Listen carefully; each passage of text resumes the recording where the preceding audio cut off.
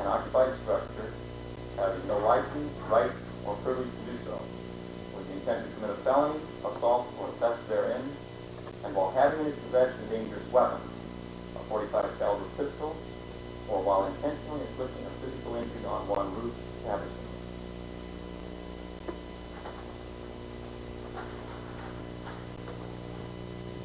Count 2.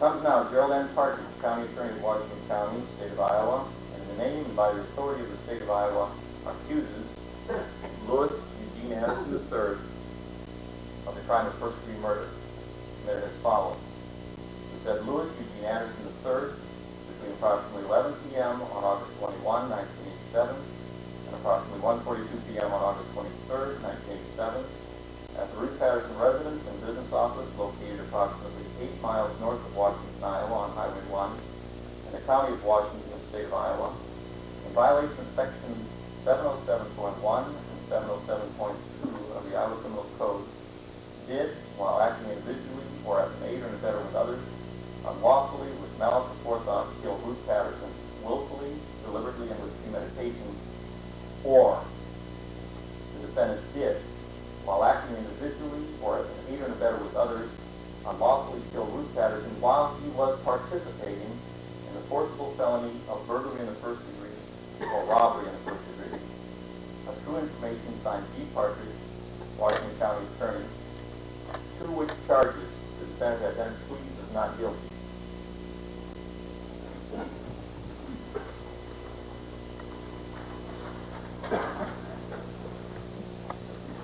Statement on behalf of the please the court. First, defense counsel, Anderson, Miller, ladies and gentlemen, jury.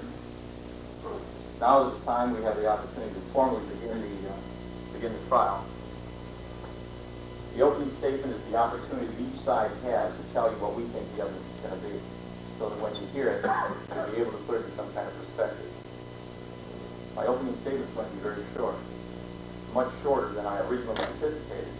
And the reason for that is as we went through the jury process, the jury selection process, the defense isn't going to claim that murder didn't occur here. The defense isn't going to claim, apparently, that burglary occurred here. In fact, I don't think there's going to be an argument whether first-degree murder was the weapon of the forcible felony of burglary occurring, or that first-degree burglary was charged.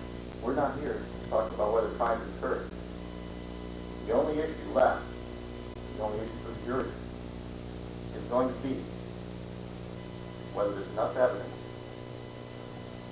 to show that Mr. Anderson did these crimes, or did he help in these crimes occurring. Now, Tom Miller, from the Attorney General's office, and I represent the people of the state of Iowa, so I think it's quite natural that I start this presentation by talking about people. The most important person in the trial is Ruth Patterson. She was born July 2nd, 1914. She's a lifetime resident of the Washington County area. She graduated from 8th grade over Pleasant Plain Grade School. That's as high as she went. And yet she became one of the more successful business women in the Washington County community. In 1937, she married Frank Patterson. They had 2 children, John and Sue. They had ultimately 3 grandchildren. In 1940, they started a business called the Patterson Heating Supply Business. And that business continues even today, which was gone. But in 1983, Frank died. And Ruth, because she enjoyed the work, enjoyed the organization, enjoyed the hustle and bustle, continued the business on for those years after Frank died. Now, I don't think anyone's going to come into this courtroom and say that Ruth Patterson is anything but a generous, loving, sensitive, gracious person. But I think you could find, from the kind of business that she had, from the kind of wealth that she accumulated, that from a certain perspective, she could be perceived as an old woman, rich, alone, defensive, living out on the highway, allows access to the house very quickly and access away. But let me Doesn't that satisfy the mother? Because if she had one flaw, I'll call it a flaw, but maybe it's more a idiosyncrasy. She was a meticulously clean housekeeper and a meticulously well-organized person. We're going to bring in the plastic that she ran all over the house so people wouldn't get dirt on the floor. And we'll bring that in so you can see what's on that plastic. I'm not talking about the plastic, I'm talking about footprint. But she was so meticulous that she had 20 acres of beans, soybeans behind her house. And she wanted someone to go in there and fix the weeds, even though it was late in the season in July. She wanted someone to fix button weeds. Not so that it would have to yield that much in the soybeans, but so it would look nice.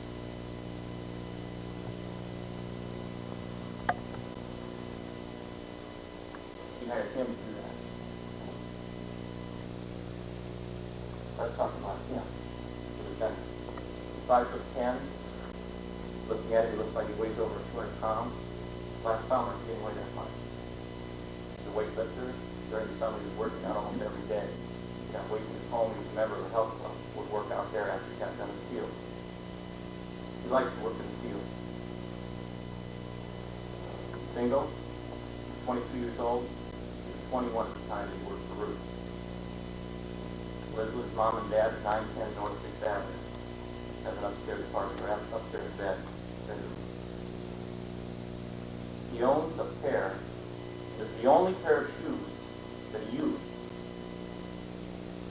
A pair of Pony City Wing high top tennis shoes. He owns a 1963 white over red Rambler, license plate STR 120. He owns a 45 caliber Llama semi-automatic pistol. On August 21st, he owns a box, or what was left of a box, of 45 caliber ACP silver tip hollow point bullets for the Llama. I believe the evidence will show what motive Mr. Anderson had on August 21.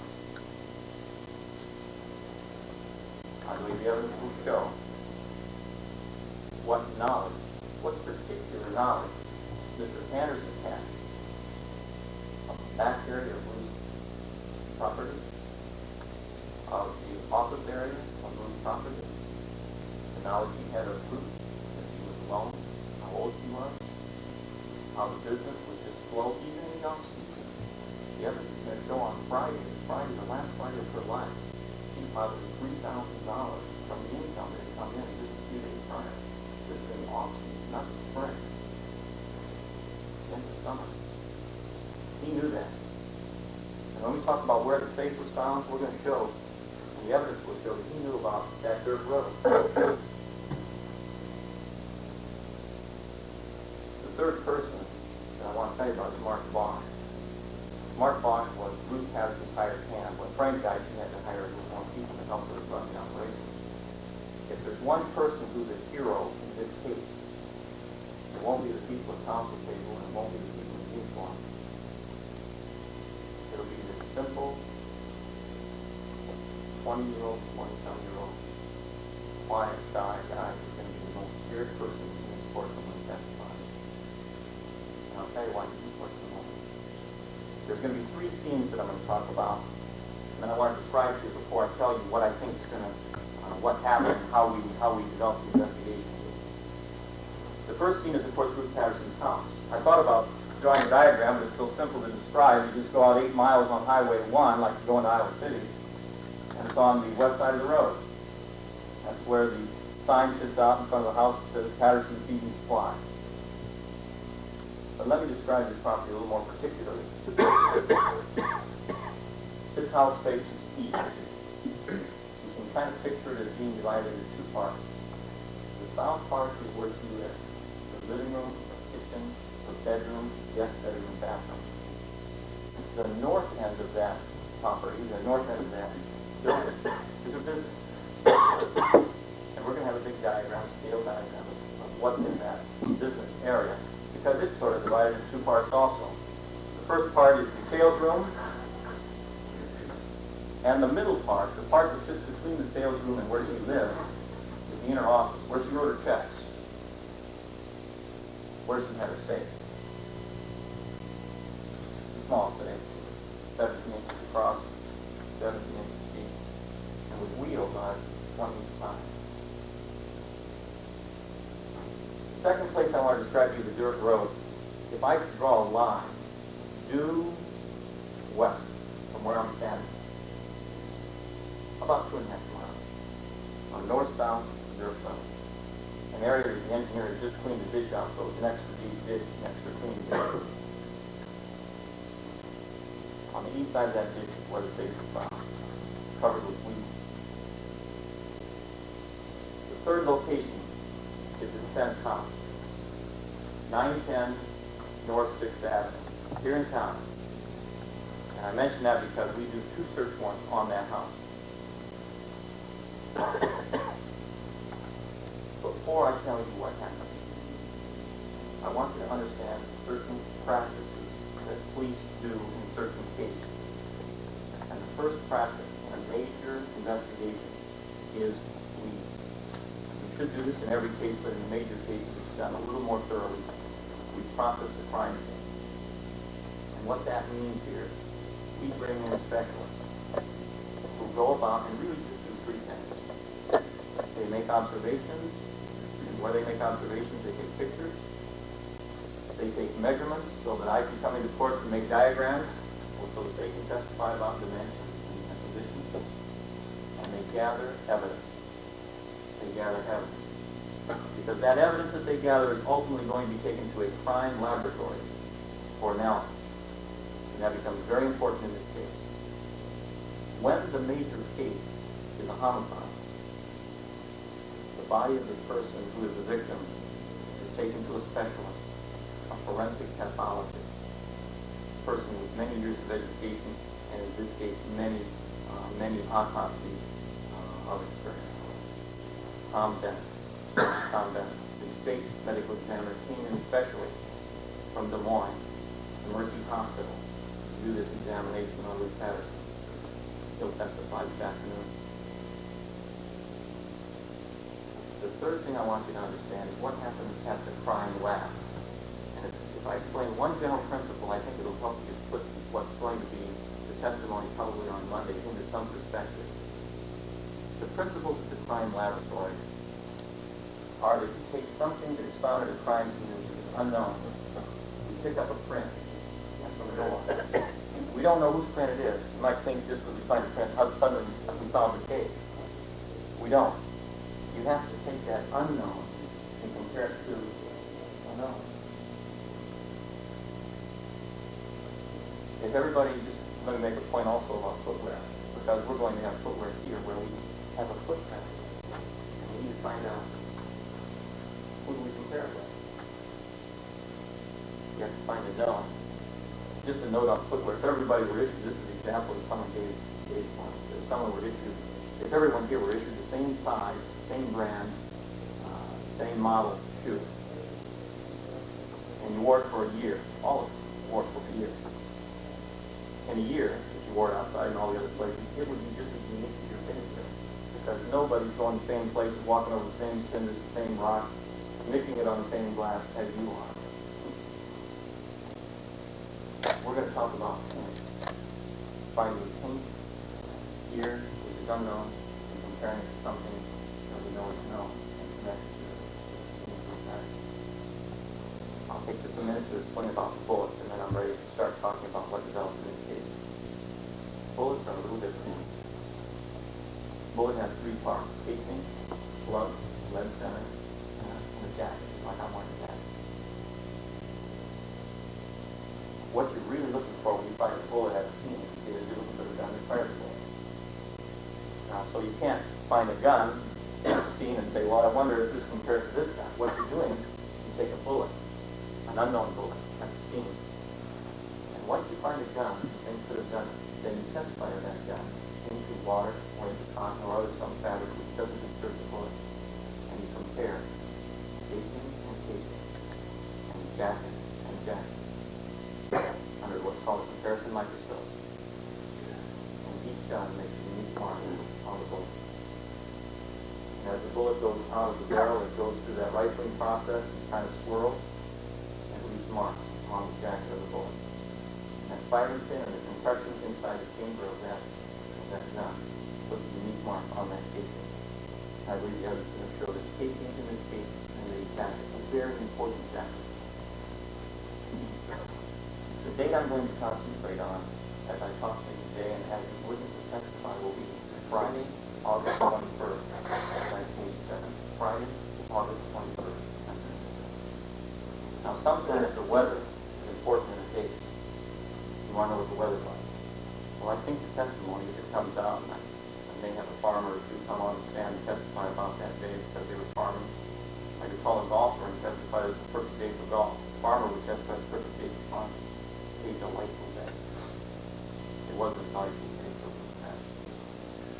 That day was a regular business day for her. At about 5:30, she said goodbye to her hired hand, Mark Block, who'd been talking to her on the lawn, talking about maybe getting some of her apples and making some apple cider. She left the house after Mark Block did. She went down to Cologne and made a deposit of $3,000 plus. That's the first interstate bank in Cologne. We'll show you the receipt that she made out, the deposit. She came home.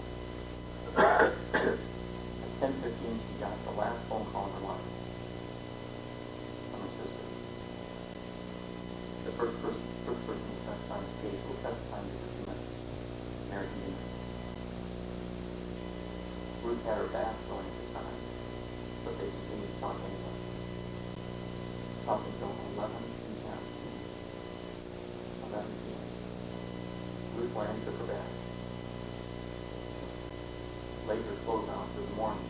After cleaning the bathtub, using pictures of her clothes, her fresh clothes laid out for the morning. She put on the body the pink wraparound. You take a shower, you put a towel around yourself. Well, she had a special kind of towel, hair cloth. It had Velcro on it. She didn't have anything on underneath. And she put a knit top on. Put her glasses on. Took her teeth out. Partial plate, put it in the cup and tried to take it back. She didn't want to forget about her medications in the morning, so she laid those on in the kitchen already now. Then she took her hairbrush. In her hair. How do I know that? How do I know that?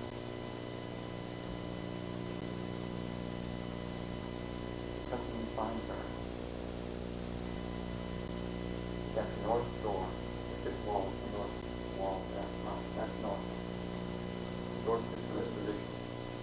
Very close to the wall. Very close. Just maybe 2-3 feet.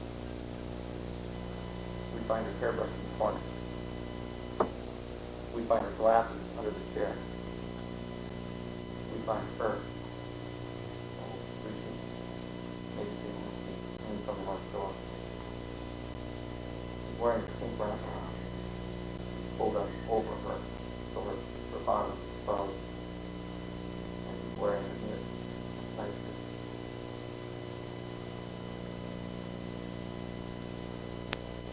What's the defendant doing during this time? The regular day for him too, in a way. He's working right up the highway. Now he's working in another field, the marking up field, tomato field.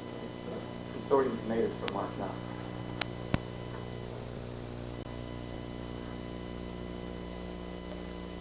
At the conclusion of the workday, marking up happens because it's such a good day. It's been a good day in the field and buy some beer. The defendant's drinking beer someplace around 5 o'clock, and he's there drinking beer until someplace between 6:30 and 7:30. At that point, he leaves with 2 of the crew members. I don't have any witness to show what happened with him until 11 o'clock that night. That's when he hangs up the phone. Ruth Patterson hangs up the phone on her sister. At 11 o'clock p.m., the defendant is by himself on Highway 92, east of the square on Washington Street. How do I know that? I will produce a witness who saw him come and go. Convenience store, grocery store, block and a half off the square.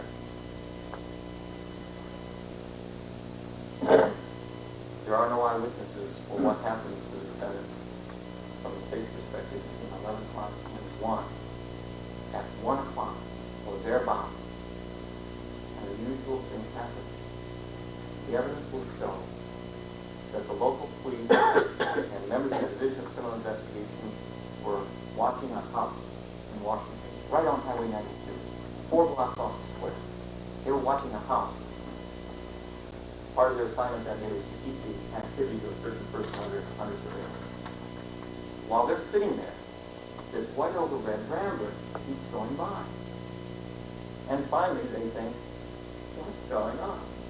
We better at least find out what that vehicle was about. And so at some point, this white over red Rambler comes nose to nose with the surveillance van on the south side, to the north side of Highway 92, facing south. And here's this white over red Rambler facing north. And with their binoculars, they take the license number down. SPR 120, white over red 63 Rambler.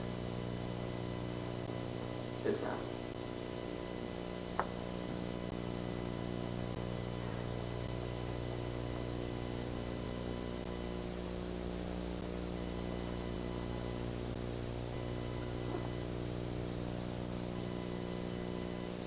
Now let me tell you, early in the summer, last summer, he was working, the defendant was working, he passed him corn.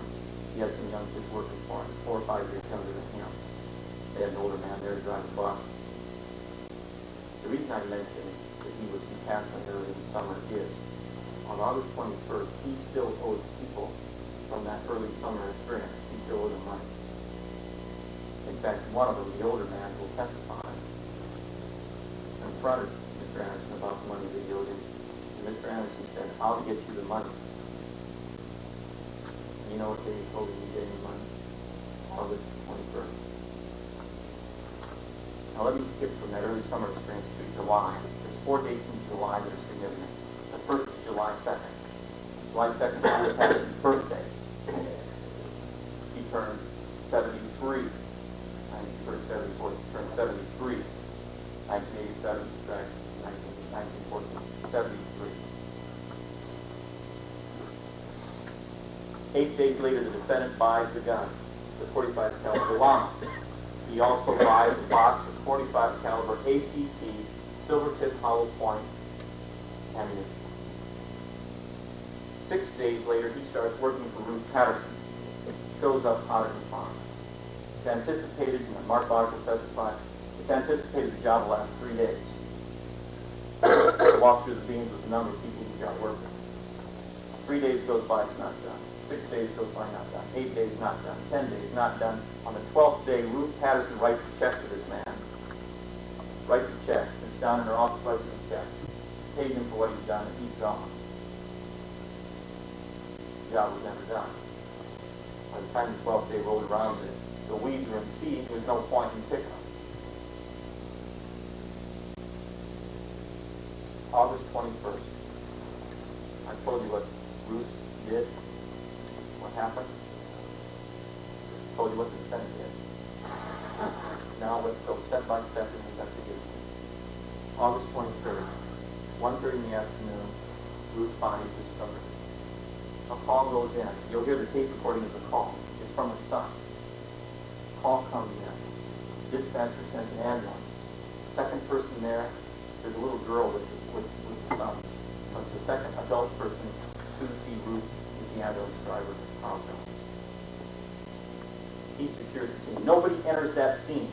We've got a meticulous housekeeper, and nobody enters that scene. It's so obvious, the pool of blood and the condition that she's in. She is dead. The ambulance driver is going to say, he only looked a few moments. There's a window right here on the store. He looked into the window. He's dead. White. No movement. Blood. Her garment pulled up over the bottom. Here comes the DCI crime lab, and they make certain observations.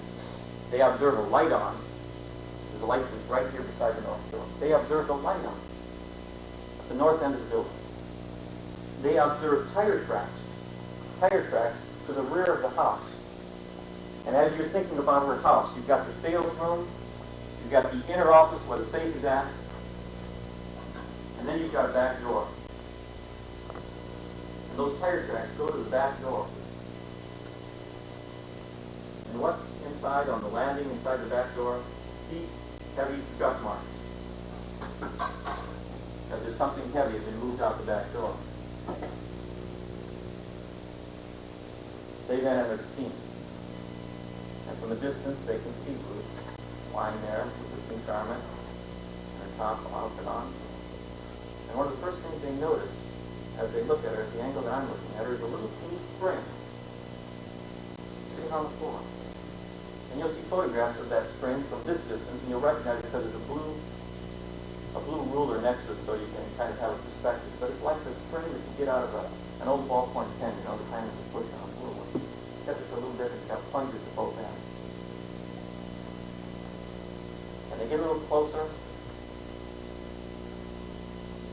and they see a footprint next to her body in her blood. Because you'll see from the photograph, her head actually was sort of in the corner by the door, blocking the door. And she was moved, slid on the tile portion just inside the door, leaving almost a perfect medium. So when someone stepped into the blood, it would have to still be wet to leave that print. The desperate print can find palm print on the door. What can they do with that? What can they do with it? They can send it to the lab. They've got a whole bunch of unknown things, and they need some knowns to compare it with. Within 2 hours of finding Ruth's body, another call comes in. Another call comes in. A safe has been discovered 2.5 miles west of Washington in a ditch. After the people from the crime lab process the crime scene where Ruth is at, the next morning they go out where the safe is at and find tire prints and find the safe. It's got pry marks on it. Doesn't look like the person worked more than a few seconds on it. Just on the corner. Nothing happens in the investigation significant for the next 3 days. Nothing. Everybody in the world is talked to, if you can imagine. I'm exaggerating, but many, many people are talked to. Neighborhood cameras. The police are everywhere talking to everyone. What happens on the 3rd day?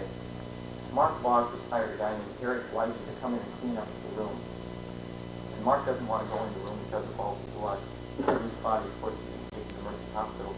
The autopsy was done that Monday, August 24th. But Mr. White is almost done cleaning the room when Mark Bosch enters, and he says, "Did you leave that mark on the wall?" And Mr. Bosch is what he's talking about, and a conversation takes place between the guy cleaning the carpet and the guy who hired him to clean the carpet about where did this mark come from on the wall. The guy in the carpet says, "Well, it must have been there before I got here." And Bosch says, "This is Ruth Patterson's house. There's nothing like that around here." And so they examine it. And in his defense, the guy cleaning the carpet says, "You know, there's not just a hole. It's not just a mark, it's a hole. And you know, there's another hole over here in this can. This can of oats that I took off this card table." And they look at the oats, and what do you think is there? A little piece of gold. A jacket. From a boy. They call the police. The police come and recover that piece of gold. And it's taken immediately to the crime lab. That's not by itself what makes Mark Bosch the hero of the case. Because before the police leave that day, he has been thinking, who would have the knowledge of the situation out there that would know about the safe, that would know about Ruth, that would know about her being alone? And who would Ruth not be friends with? Who wouldn't like Ruth? And Mark Bosch gives the police a name. He gives them his name.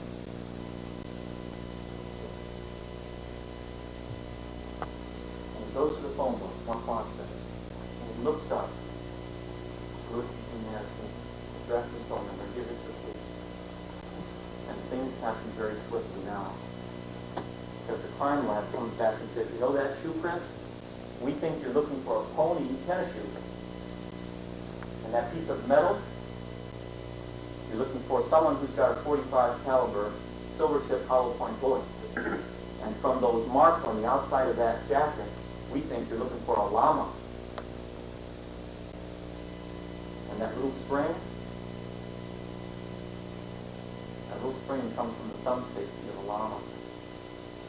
The defendant is contacted. He's got pony shoes. His tires of his car are examined. They look just like the tire tracks at the safety.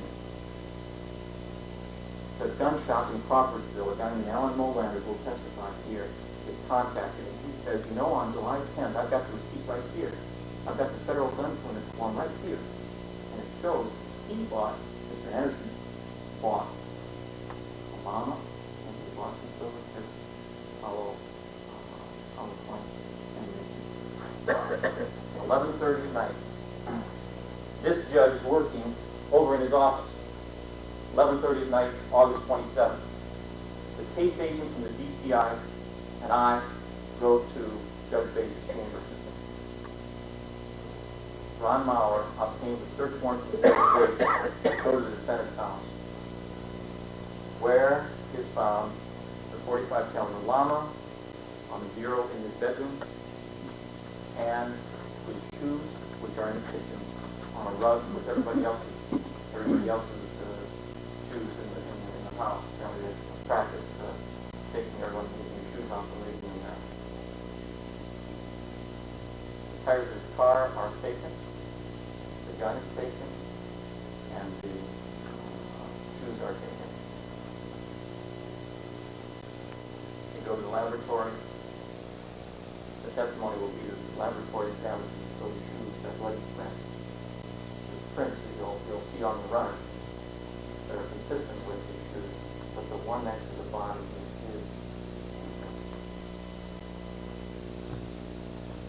At the jail, they take his fingerprints, his palm print is the one on the door. The tires are consistent, and in examining his car, there are pink scratches on the bumper. And the people at the crime lab do a comparison. They run 2 chemical tests and a gas chromatograph test that you'll hear about on the Victor Railroad. I'm almost done. Because before I finish, I want to tell you about one more thing.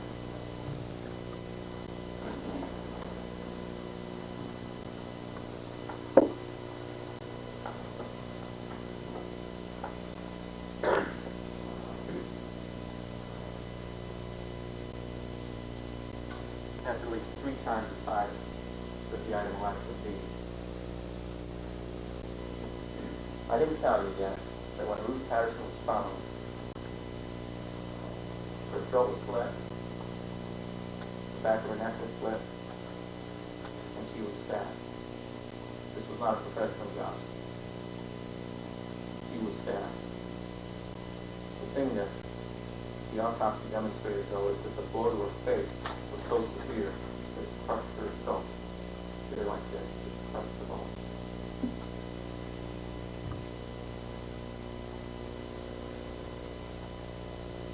But the object that did the stabbing had a blade 1.5 inches wide and at least 3 inches deep, because of the nature of stabbing and stabbing. 50 years ago, remember I said that Ruth got married to Frank Patterson in 1937? 50 years ago, I believe the evidence is going to show there was a knife in that family. And that knife stayed in that family over the years. It stayed with that family after Frank died, and it was with that house on August 20th or 21st, because Mark Bosch saw Ruth Patterson cutting the head off sweet corn that day. And why that knife is so well known is right next to the north door of the card table. And right inside the north door is a counter. And Ruth would keep that knife by the card table, on the card table, or on that counter. Because when she went out to do her hobbies, which were gardening and taking care of the yard, she'd take that knife with her to cut the heads off sweet corn, or to cut up a cabbage, or whatever she was using. That knife's missing.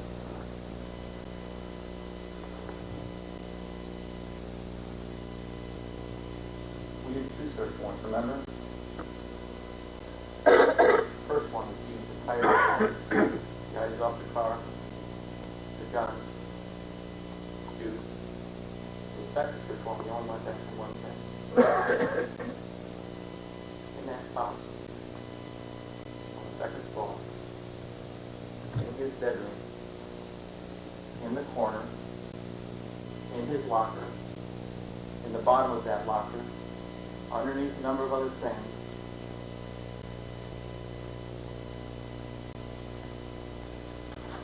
was an iron. Still has blood on it. Human blood. It wasn't mine. The reason it wasn't mine is the person who did it on Patterson wiped the blade off.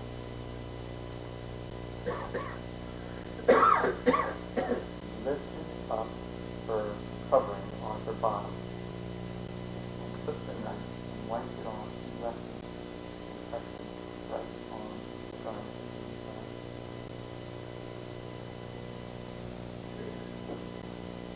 And the knife was found in the trunk in the tenant's bedroom in his house. It had pink fibers on it.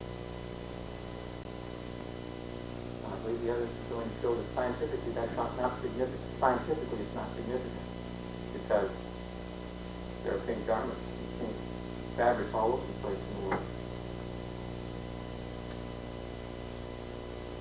But I'll leave it to the jury to decide from the evidence that was presented whether or not Ruth, who used that knife to pick food and give life for all those years, 50 years of that knife, wasn't ironically stabbed with her own knife. That's what I believe the evidence will tell this case.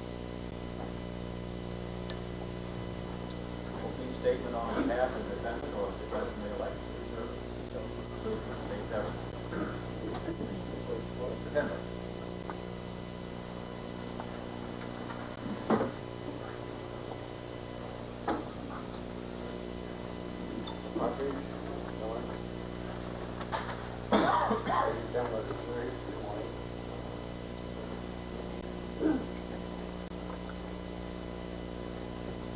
You were, many of you told yesterday, last couple of days, that there would be opening statements to begin the trial, and the opening statements are not evidence, neither the state's nor mine. If it were evidence, well, we could just about go home right now, because the state doesn't detail very, very incriminating physical evidence. Heard many of you about circumstantial evidence, direct evidence, and depending on who is being talked to, there might be an example to kind of indicate the differences in those kinds of evidence. For the most part, the state has circumstantial evidence that's important. For the most part, we have direct evidence that's important. Why do I say that? Many of you, I think, had the example when you were being questioned about an individual after having seen you in the library and asking you questions, come out here and testify as to who they've just seen, what they've just done. They saw that with their own eyes. There's one person here in the courtroom, Eugene Anderson, knows exactly what he was doing, where he was, and given time on the weekend is to question in this case.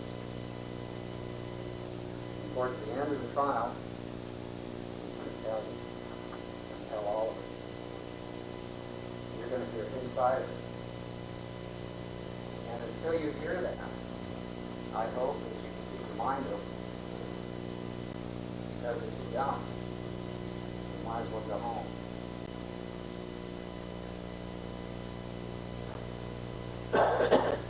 Let me sort of begin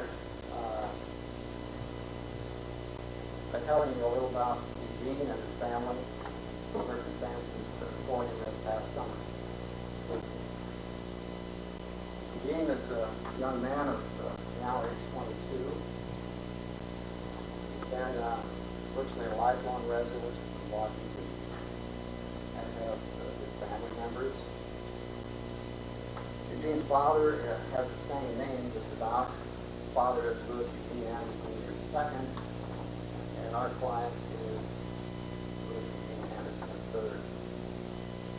When I'm talking about these folks, if I can remember it myself, I will refer to the father as Mr. Anderson and refer to our client as Eugene. Both often were called just by Eugene or Eugene. That gets confusing. And if I slip up and refer to our client as Mr. Anderson occasionally, hopefully the context will keep that straightened out. Mr. Anderson, father, owns a modest house, the address that the county attorney just told you about, because Eugene has lived there as well. Mr. Anderson has worked for a number of years at the Heinz plant in Eugene. His wife, Eugene's mother, is Nancy. She's for the most part been a homemaker. She's been involved, though, with the children and making sure that, along with Mr. Anderson, that the children in the family learned at a pretty young age to work. They've all had paper routes. The family continues to have paper routes, and the mother has been involved with that frequently. And the fact that it was a paper route didn't show up in the evidence, it has some part to play. The family is of modest means, and some people might describe it as a working class home. Eugene is the oldest of three boys. The next son down is Shane. He will be testifying. He's about age 18. The youngest brother is Lowell, and he is about age. Nancy Anderson and Shane will all be testifying. They have important parts to play in the story that unfolds over this weekend in August. But they are part, they are a few of many alibi witnesses that you're going to hear. Many of you, when you were questioned the last several days, were introduced to the subject of alibi. And I'm not going to spend a great deal of time talking about that. I think it speaks for itself. But you're going to feel early on these huge discrepancies between the state's physical evidence, and they have good, hard physical evidence, very incriminating. And I think we have good alibi evidence. And you're going to wonder, how the heck can you have both of those things? I'll talk about that in a bit. One thing that you might keep in mind here, and it may not be obvious, but some of you may draw kind of subtle conclusions from this fact. Since Mr. Anderson, Nancy Anderson, Shane Anderson will be testifying as witnesses, they are excluded from the courtroom until they testify. And under our rules, possibly even after they testify.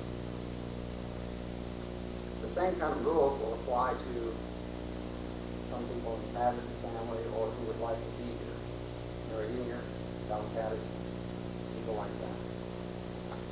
They can't be here because they're witnesses. So the fact, if you should recognize what's going on, that fact you should pay no attention to. The family supports their son. They can't be here under our rules. And neither can some of the Patterson family.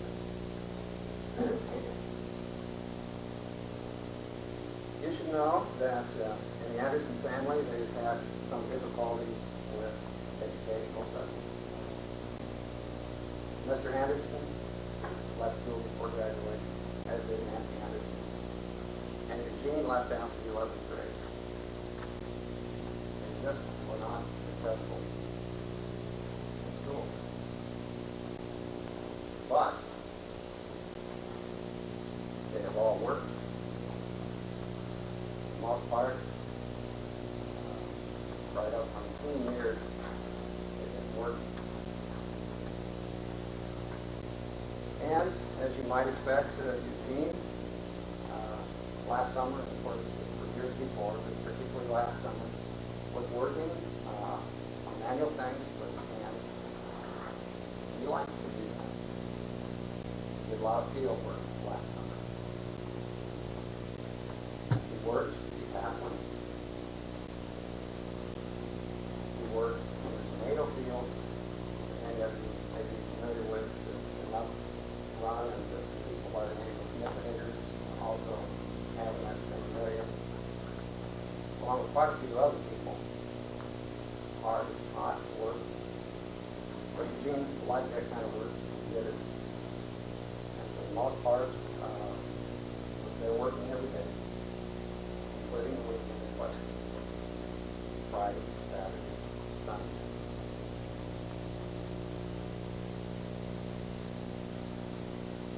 During the weekend, he also ran the paper off Friday, Saturday morning. That will become important as part of the alibi. And there's no question that he was the one who ran the paper early in the morning on the case.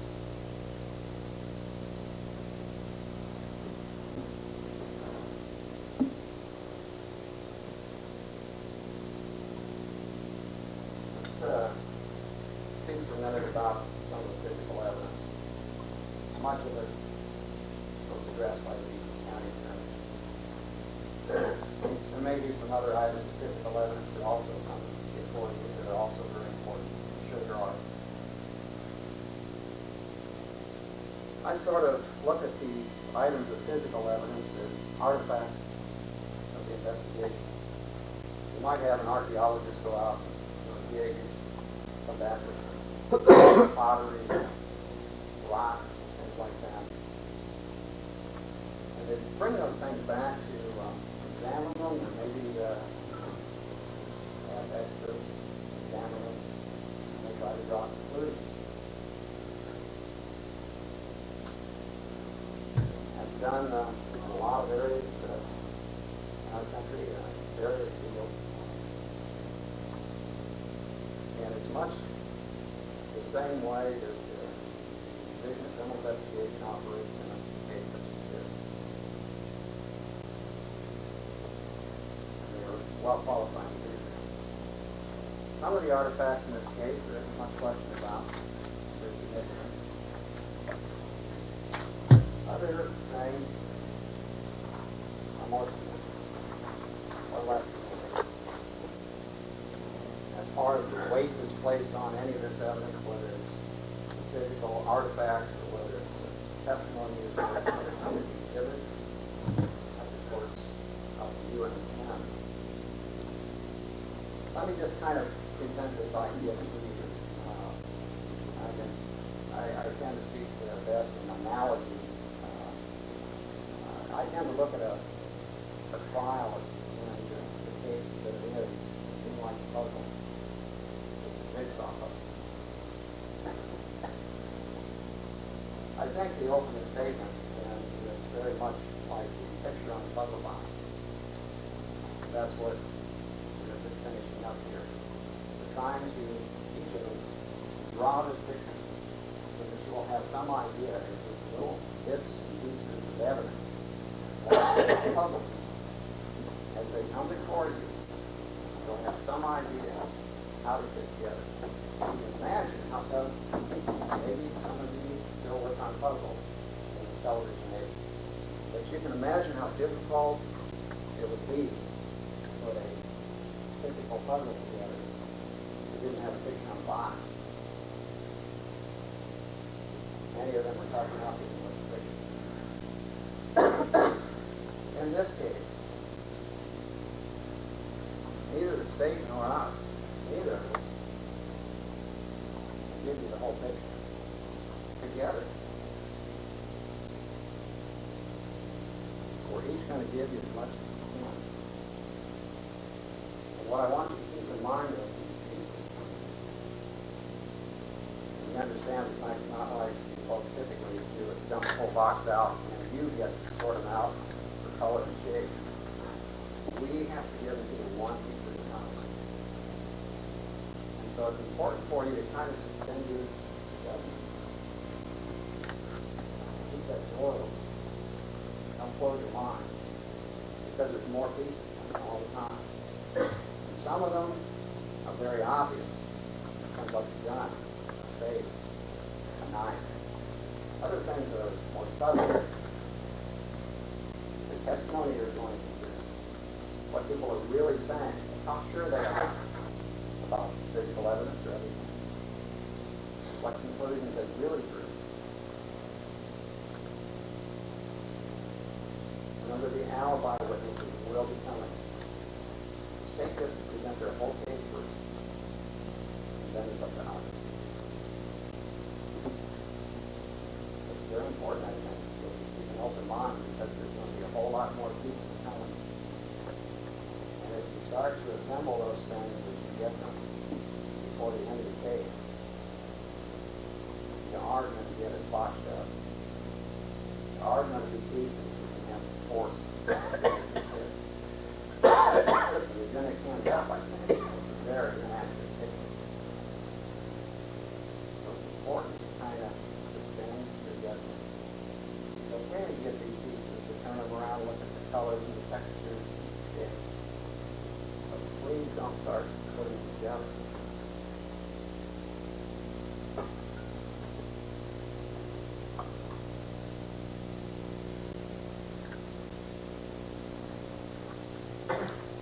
Let's look a bit at one of Eugene's physical jobs last summer, and that was working for Ruth Patterson for a couple of weeks. At one point, I think early July, Eugene placed an ad, I think, on the radio, local radio station. They were looking for field work.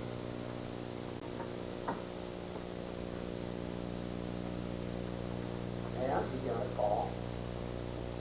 That led to an agreement, contract, if you will, between Eugene and Mrs. Patterson. Remove weeds from the 20-acre bean field. And the idea, I think, was that Eugene would not necessarily do the job all by himself. The idea was to get it done at given wage. If you needed help, you would hire help. I don't think anyone's going to tell you that we can give a deadline. Eugene doesn't recall that, and there doesn't seem to be anybody else around to tell us authoritatively that there was a deadline. In any case, the work started in July. Hard, hot work. And the beans weren't just typical soybeans. They were, I think, going to be certified seasoned soybeans. Just 20 acres of them, way back off the highway. And one thing I've noticed, and you may notice too, people tend to see evidence differently or anything differently, depending on their own personal background. And I kind of noticed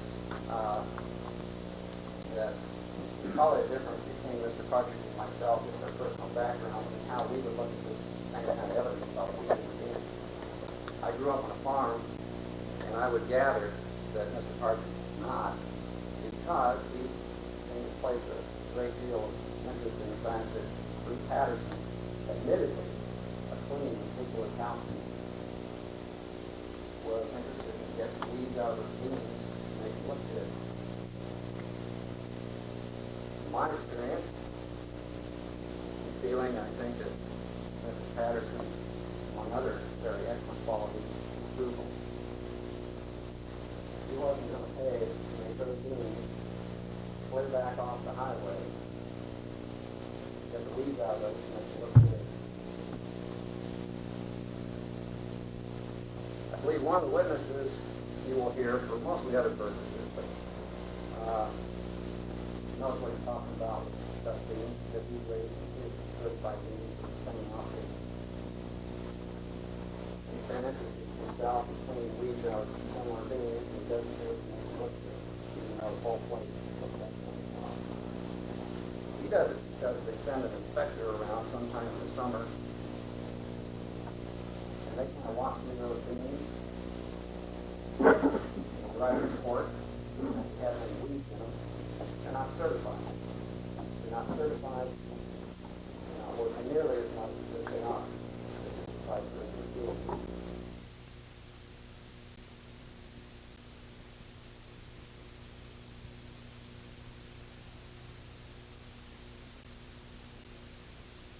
To illustrate the point, that depending on your own personal background, you're going to see evidence in a different way. One reason we have questions.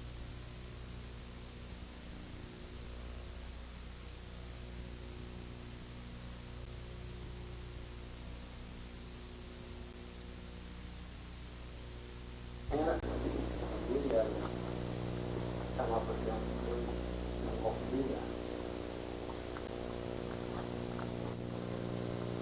More directly on the bean field, I believe the evidence will show that Mark Bosch, having worked for several years for Patterson, found himself out in that bean field for approximately an acre and a half, pulling and cutting those same weeds. And that was part of the reason that both Mark and I believe Ruth were interested in having somebody else here. I believe Mark has a 4-year degree from Iowa State, working on some answers. Probably didn't see a lot of future in walking all those 20-acre beans. So when Eugene was hired, he did employ some young people. Some were very young. I think his brother, Lowell, at that time, age 12, was one of them for a while. They ranged from, I think, 12 up through the late teens. Pretty young kids, hard work. The beans are also what they call drilled, planted close together. And if you get later in July, the thing's canopy, and that, if you've had experience walking through a bean field in late July, it's a lot of work. Even if you're not pulling beans, you're walking through. During a typical July time. It wasn't long before Eugene was getting short of help. Some of those kids only worked a few hours. Never worked again. Some of them worked a couple, 3 days. Never worked again. Eugene's financial deal was, I think, $12.25 an acre. Think about it. You might consider Eugene to make a very good deal. He, in turn, had all kinds of arrangements with the people that he had working for him. Some of them were paid by the hour, some of them were paid by the acres they did. There were various rates. The little ones, the little kids didn't get paid as much as the ones that should have been able to do more work and so forth. It's very confusing and probably doesn't have a lot of relevance to the case. But there got to be a time when Ruth was not particularly satisfied with the progress being made. I think that's clear. And there was an agreement that was enough time spent spray the beans. It's too late to be walking them and cutting them and damaging the beans as well as the weeds. So we'll just spray them, stop where you are, and pay you 17 acres times $12.25 full rate, and you will pay. I think that was made the first part of August. I think you'll see either the check or a copy of the check.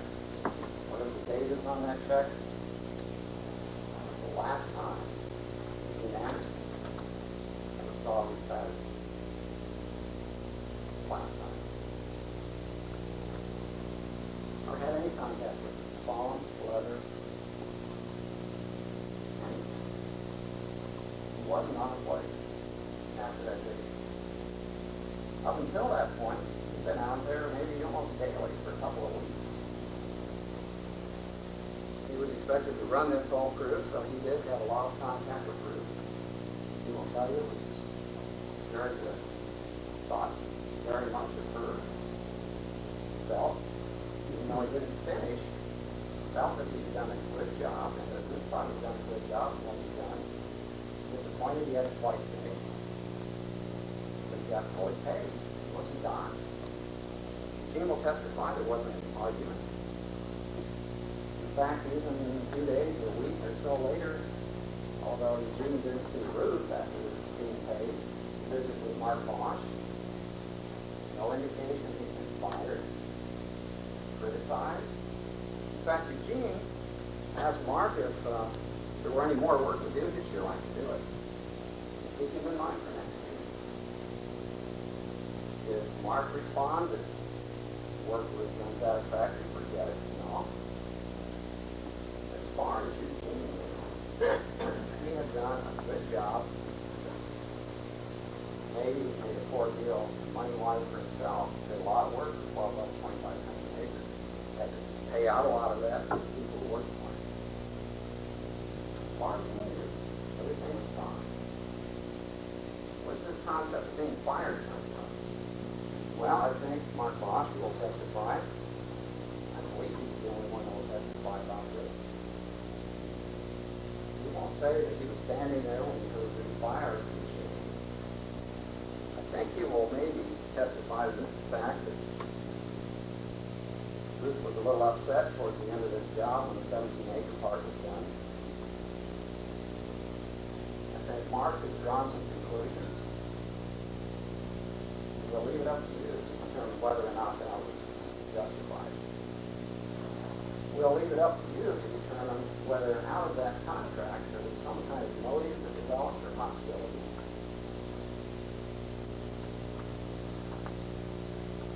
And we'll leave it up to you to determine when you see these photos and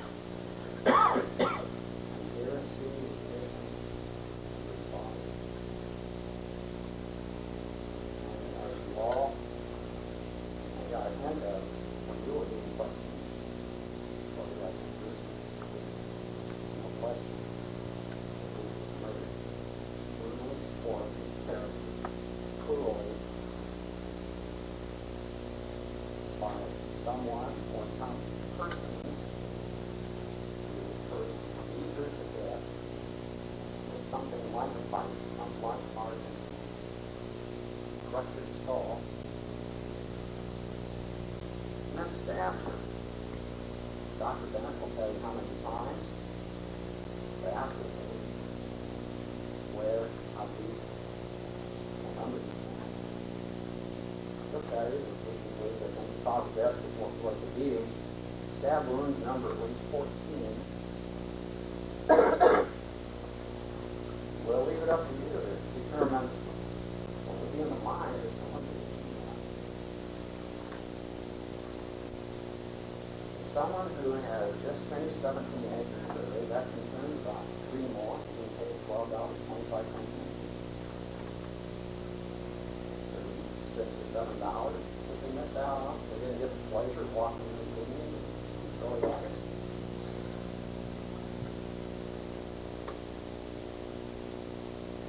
I don't know if the state has evidence to show you that Eugene knew anything about big money being kept in place. The fact that there might have been $3,000 deposit on Friday, August 21.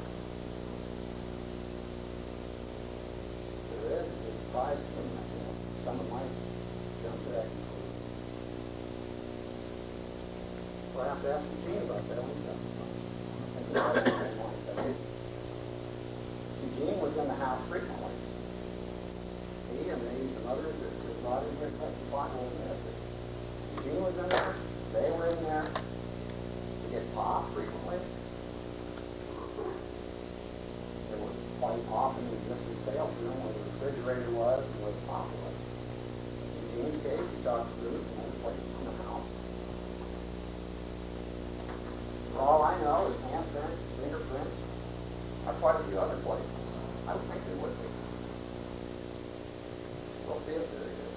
FBI people check any place other than this north door. I know where they all check.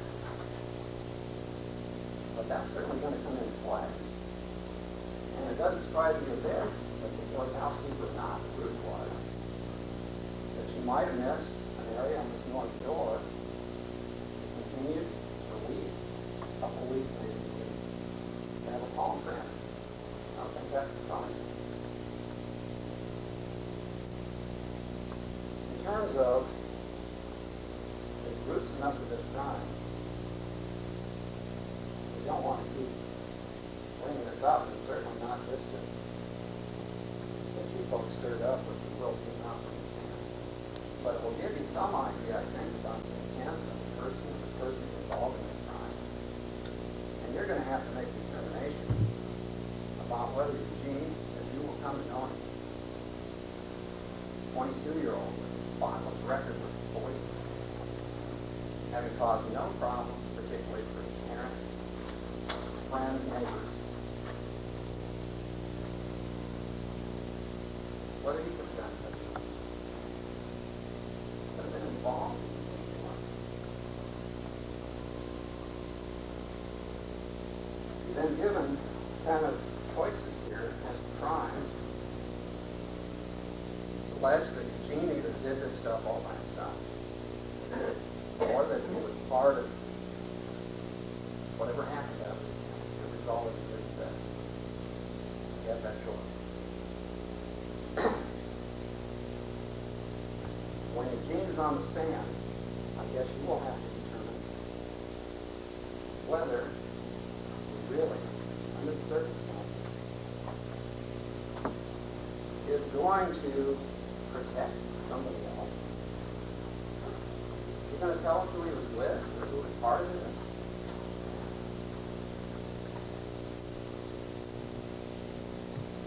With what's at stake for him? What do you expect that?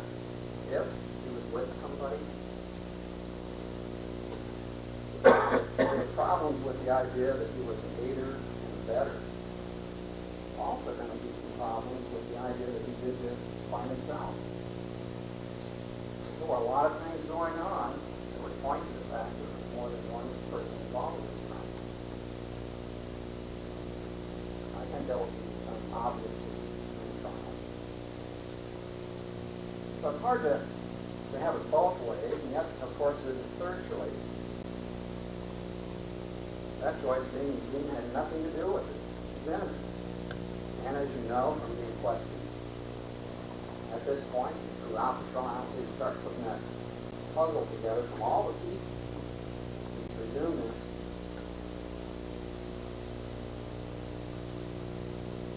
You will also, I think, be shown that Eugene, like a number of other people, has had guns in his house.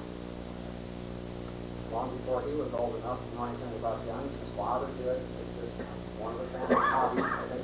They had guns. This last summer, Eugene maybe bought and sold a couple of different handguns and some other things that was interested in. I think the evidence is pretty clear that Eugene's gun was part of the murder scene. Something almost impossible to avoid that. He admit that.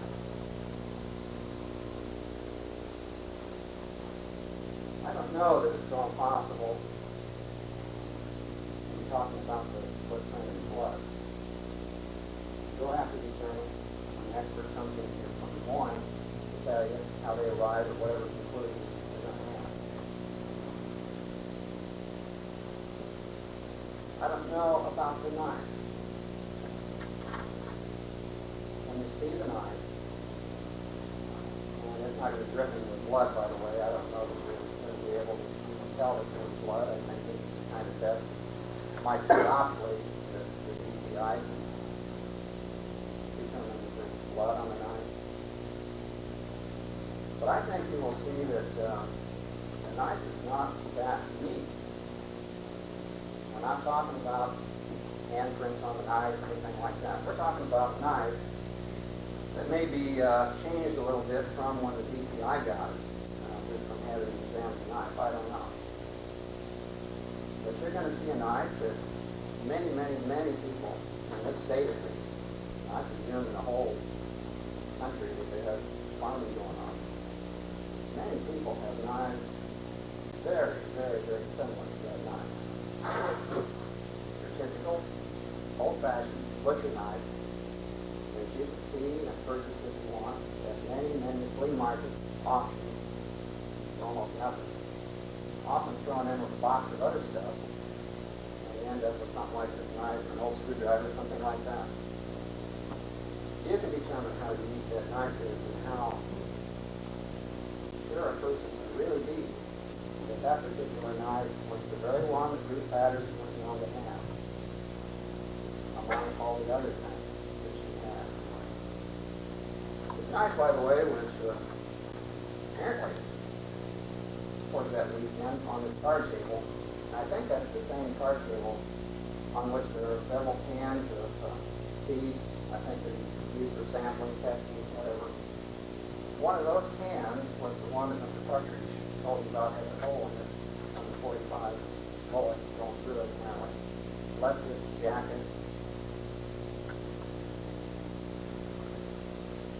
There was also, I don't believe you mentioned this, there were also a pair of license plates on the can. They also had a hole in them.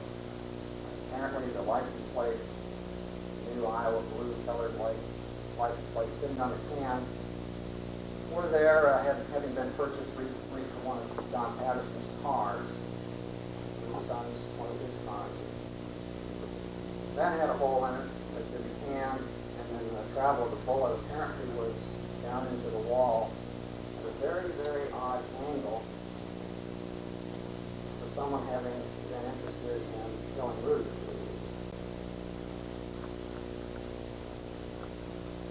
One thing that's interesting about this evidence is the fact that despite the can, the license plates, the bullet, the hole, despite all that being within just a couple of feet of Ruth's body, despite the fact that the DCI had at least a couple of days, however long they needed, to keep other people out, search this house for all evidence, they didn't find it.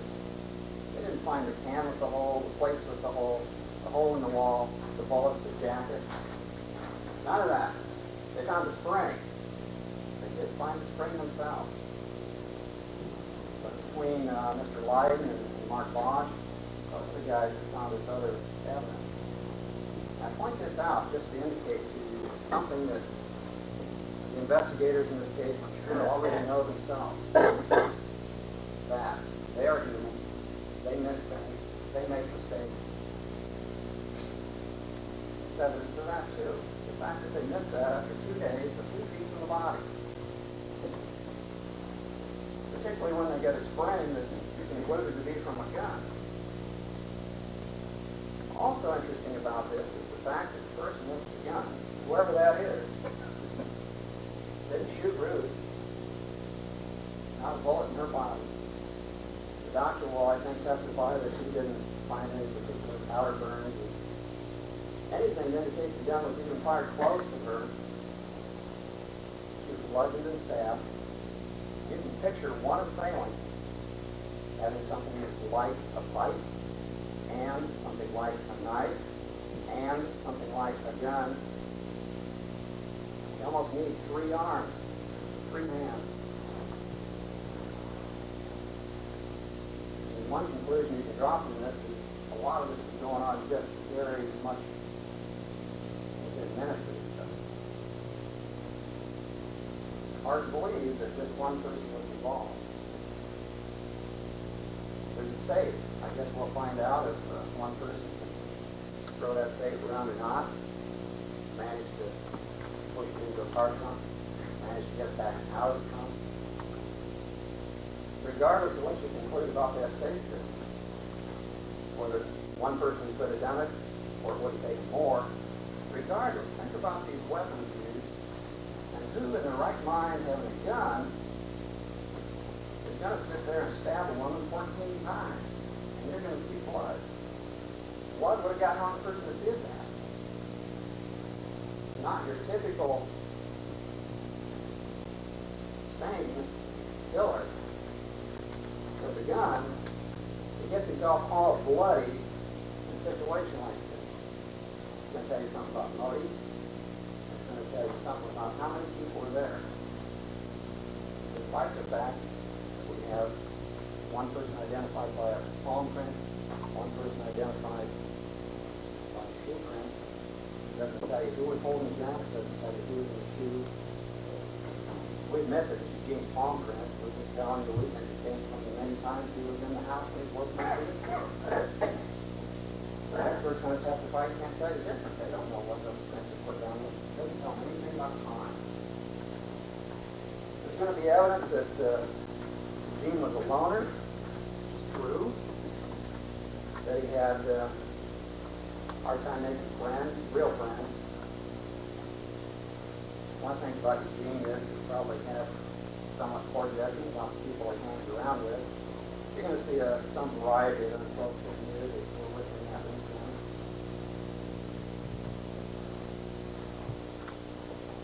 But that's not that unusual, is it, for a person with Eugene, with his background, maybe not hanging around with the real tested people.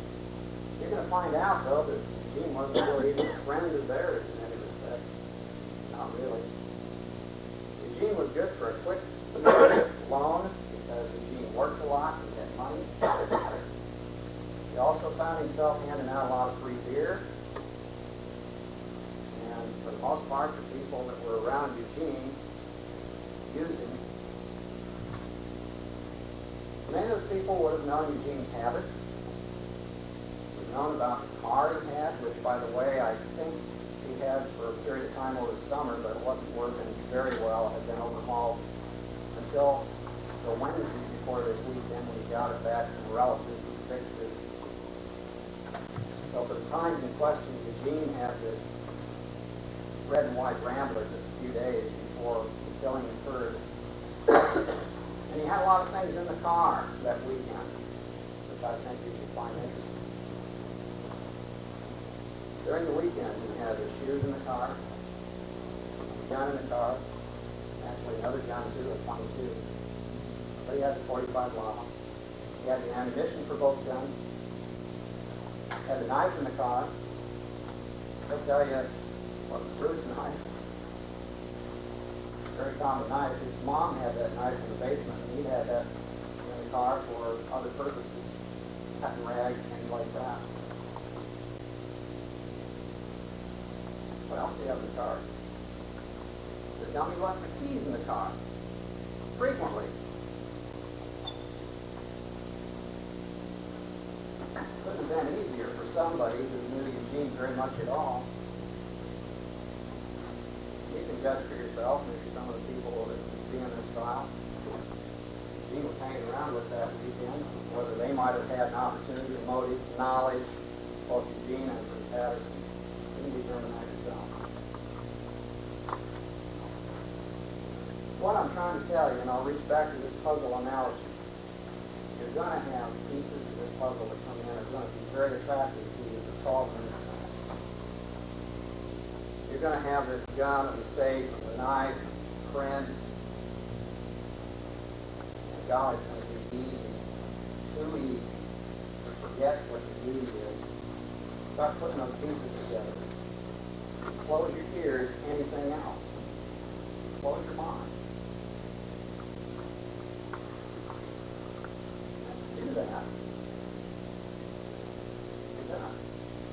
Close your mind. Very attractive physical evidence of the statement.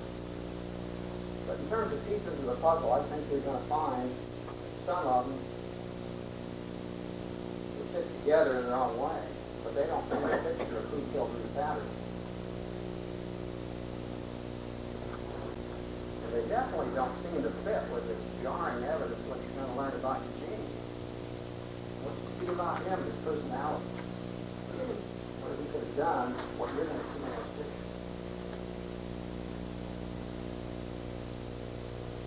There's such a strong tendency that we have, all of us, and maybe it's partly encouraged by television, among other things, to get that solution and go on to other things. We're all busy.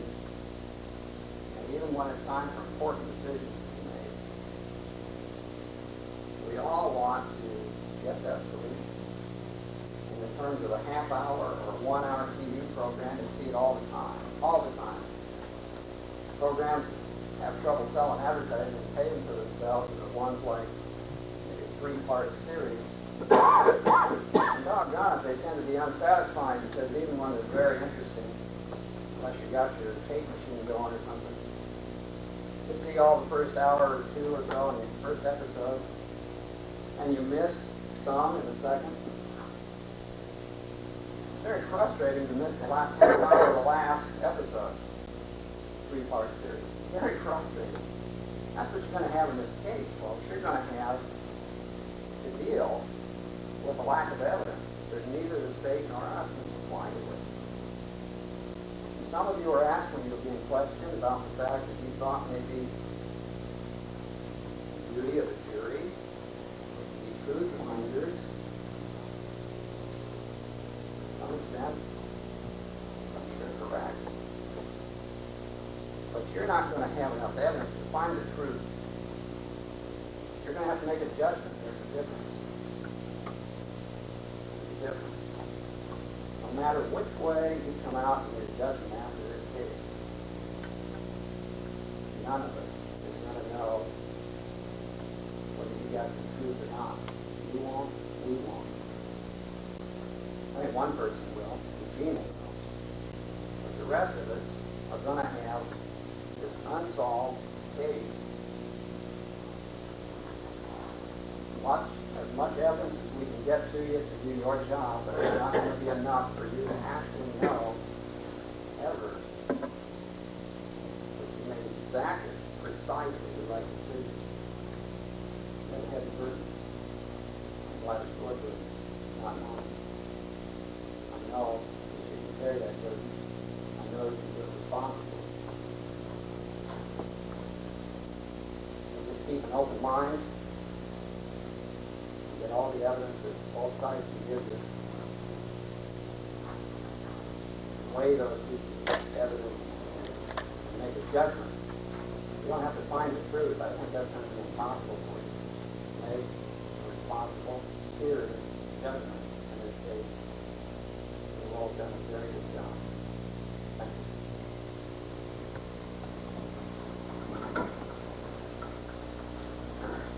Ladies and gentlemen, the jury, since it is now 10:30 and that has been our announced time, we'll probably take our one recess. We're going to do so at this time.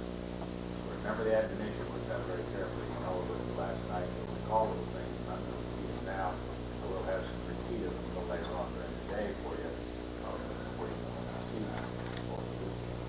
But with those things in mind, we're going to take about a 10-minute recess at this time. So we're now adjourned for that recess.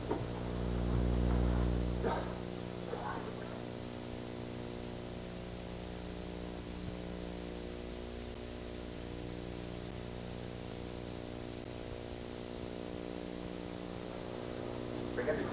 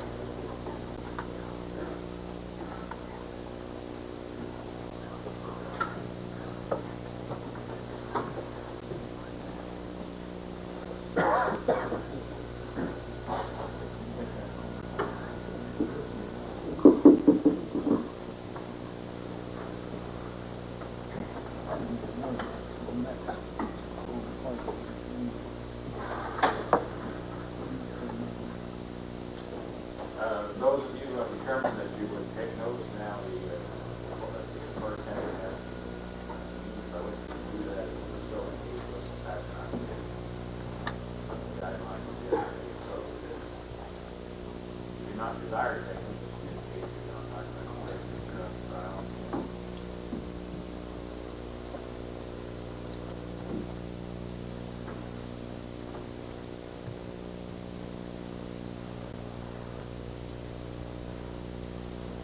work out. If you got your own pen, you rather use your own pen, use your own pen, whatever works for you.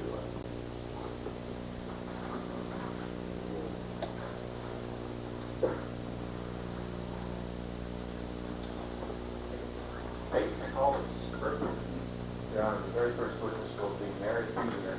All right, come forward, please. Where are you?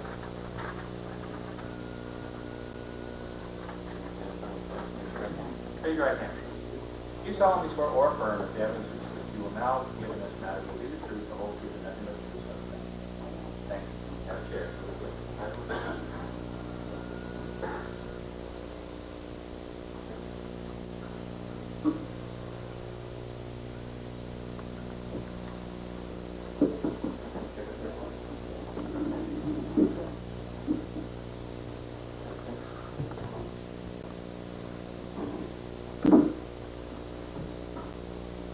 What is your name Mary Eugene. and where do you live? I live on Old Highway 92, with the second house, and across from the fairgrounds. And are you employed or are you retired? I'm retired Where are you retired from? from the factory life. Where would be the place where you worked the longest? I worked at the Donner factory for 16 years. Your Ruth Patterson sister, aren't you? I'm sure Are you her older sister or her younger sister? I'm her older sister. When was Ruth born? Ruth was born July 2nd, 1914. And what were your parents' names? Edward Clarence Fowler and Maud Fine Fowler. How many children did your parents have? 8. And which child would Ruth have been? Ruth would have been the 7th, although we had a baby that didn't live, so she would have been the 6th otherwise. Did Ruth attend and graduate from any school? She graduated from Pleasant Bank Consolidated School, the 8th grade, and And that's the time she got? that's the spot she went. Ruth got married? She got married to Frank Patterson. What year was that in? And they were married in 37. And did Frank and Ruth have any children? There were 2. What were their names? Sue Patterson, she was the oldest, and Don Patterson was the youngest. Did Ruth and Frank have any grandchildren? They had 3.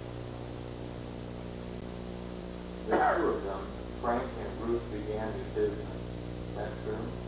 That's true. What was the name of that business? But they call it the Patterson Seed and Supply. Do you remember what year they started their business? About 40 years ago. No, it was in 1940.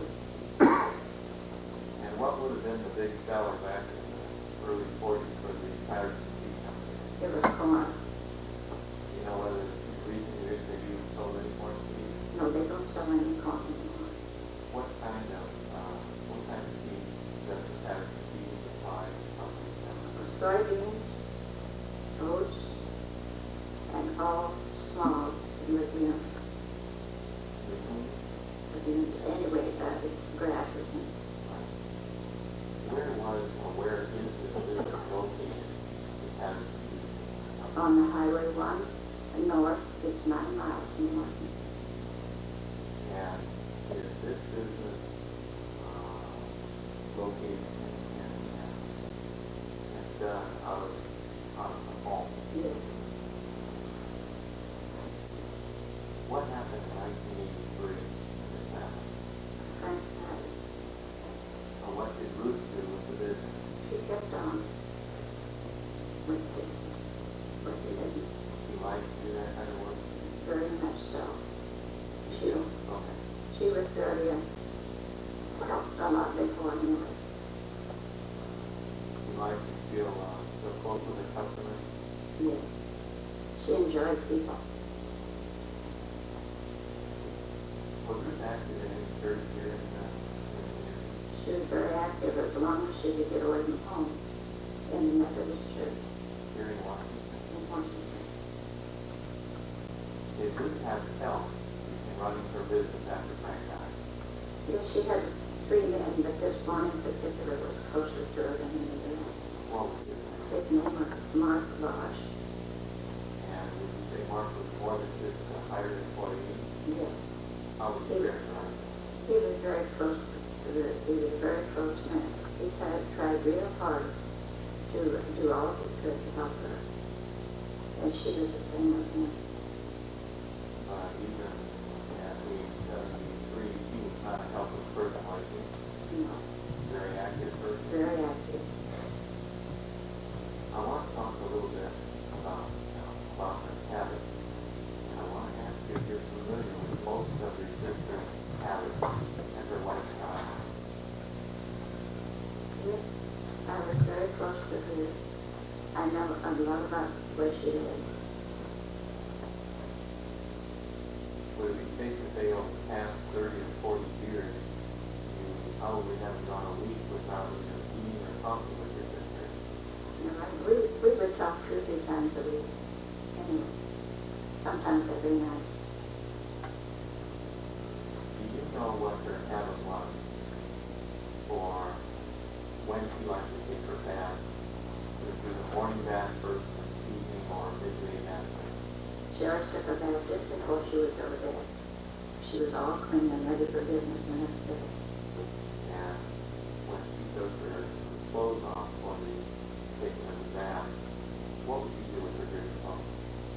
There was a chute that she would just drop them down into the basement in the clothes basket down below.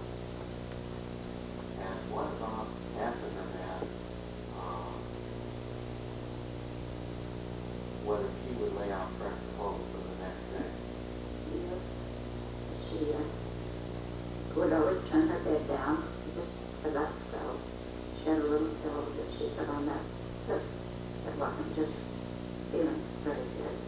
And she'd take her bath, clean up her clothes and her tub. The bathroom was all neat and tidy. And she'd bring out her clothes that she was going to wear the next day. And put them right there on the tub or just under the tub. And her shoes and everything was just there. The shoes that she was going to wear the next day? Oh, yes.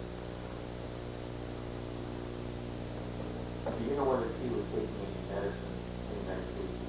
Yes, she took medication. And what would you do as far as her habits to make sure that she always took the medication like she was supposed to? She would always take them out of the little containers that they were kept in and put them on the vanity where she would see them when she would come up there and clean herself for maybe put a little makeup on. Are we talking about putting them out on the vanity or on the counter in the evening before? Yes, she did. That way she didn't forget them. If in this case these medications were put out on the kitchen counter, would that be a little different than the way you remember her putting the medicines out, on the medicines on the kitchen counter instead of the bathroom counter? Well, I think she maybe put stuff in that box.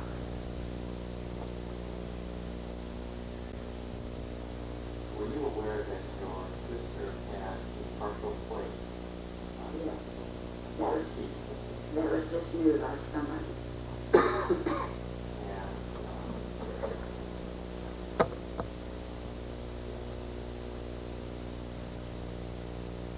And you mentioned that putting her in, would you just kind of try to talk to her? It's been several years ago. They was getting ready to go to a soybean convention. And the pot man would bring pop so the employees could have pop to make. She'd always bring cookies and coffee, and if they wanted pop, they always had pop. She had extra containers because she was going away, and she stored them in the basement.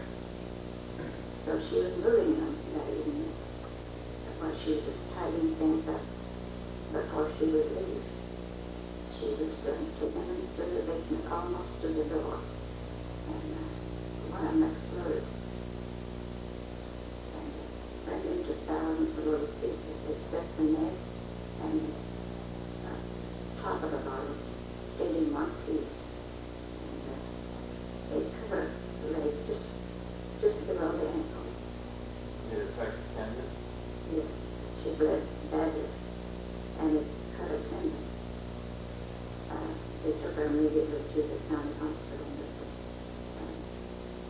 didn't think about this thing and it never healed. Now, is Frank still alive then? Yes. And if we were to look at a picture of her bed, you mentioned a pillow that is sometimes used or used regularly. What was the pillow for? Well, when she would lie down, to make that foot comfortable, she always put it on that little pillow. And if she would turn on her side where her stomach was, she would be interested to fill in that little vacant place that she would make it foot comfortable. Now, let me ask you, I think I'm very near the end now. Let me ask you whether you're familiar with how your sister kept house and kept her business as far as cleanliness and orderliness. Oh, this house was always clean. It was always neat and clean. If she would use something, it would always be put back in the same place. She always enjoyed keeping her house. She loved that country home. Everything was just as neat, and she was always cleaning something. Were you familiar with the closet in the North Sales room that was full of cleansers and Windex and Fantastic and all that other stuff that she used to clean around with? Oh, yes. And was particularly careful about the area where her business customers would come? Yes.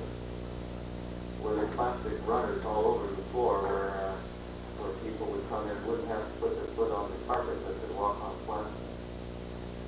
Well, of course, farmers get dirty shoes sometimes. And it was easy to clean. She was always cleaning her doors and her windows because it doesn't make a person look good if your front door is soiled. And people put their fingers on it. Would regular customers, or even perhaps even newer customers, use the north door to come into her sales room sometimes? As a rule, they use the other door. Were both doors metal and white in color, do you know?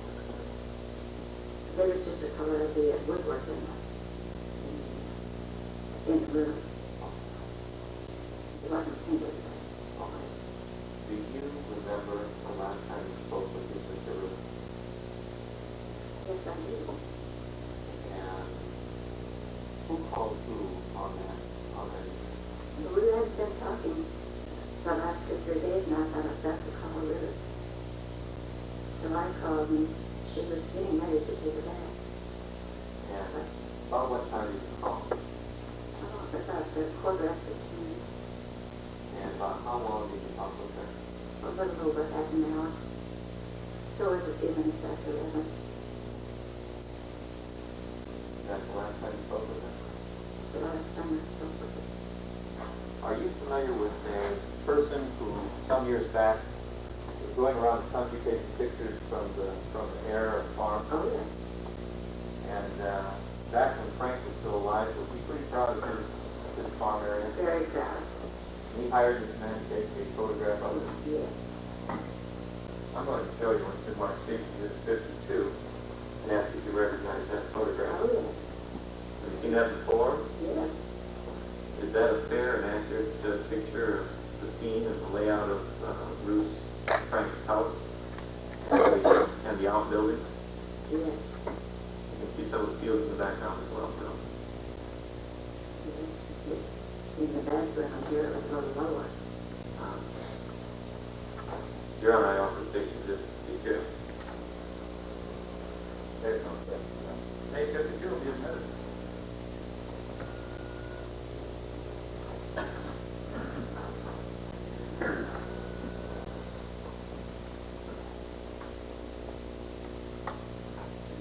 I'm going to show you now. This will be different. I'm going to show you now what's in Mark 50, just number 50, and ask if you've seen this photograph before. Yes, I have. Okay. Now, who's that photograph of? My sister Ruth. You remember where she was when the photograph was taken? In Washington, they took them at the Methodist Church, and this was from the Methodist Church directly. And were you present when the photographer was focusing and taking that picture? No, I wasn't, because it was done, she was in the Methodist Church, and they all went in and they pictures and I said, no, but I saw that picture many times. Have you got a copy of it in your home? Yes, Okay. Is that a fair and accurate picture of your sister Ruth? yes, A good picture of her, isn't it? I guess so. I'm going to offer state the number 50, Your Honor. Here, don't get that either, Your Honor. State judge isn't that.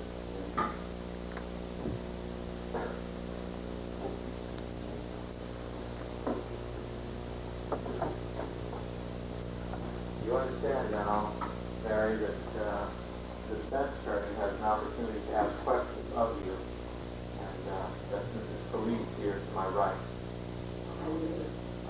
At this time, I'll now let Mrs. Felice come down your witness. Cross it.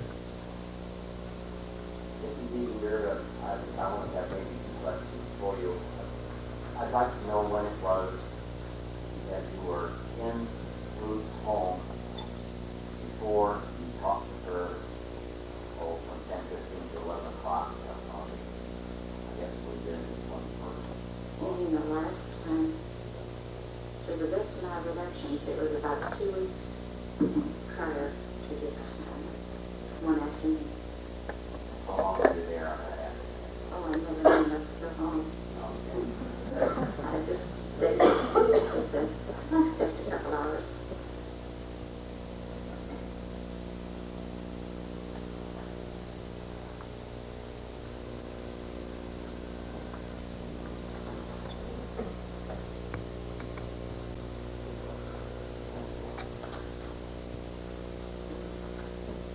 I have just a couple of questions. I don't know that I made it perfectly clear. Was the last time you spoke, and maybe it was clear from the question, Mrs. Felice, the last time you spoke on the phone, was that on Friday, August 21st? Yes, that was the last time I talked to them. Have you had an opportunity to look at the photographs of the clothes that were laid out in the bathroom at Ruth that the police took after they found the body? Yes, And do you know the difference between Ruth's Sunday clothes and her Sunday shoes and her everyday shoes? oh, yes, yes. The clothes that are laid out, are they her everyday clothes and shoes? That's your everyday shoes, that's your everyday clothes. I have no clue. I recross. No. Okay. Recross. Okay.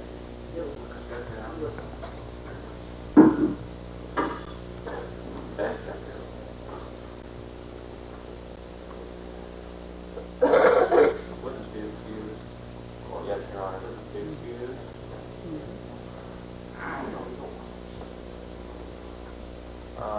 Your Honor, there's a possibility of recall. You want to subject to recall? Yes. Very well, subject to recall there.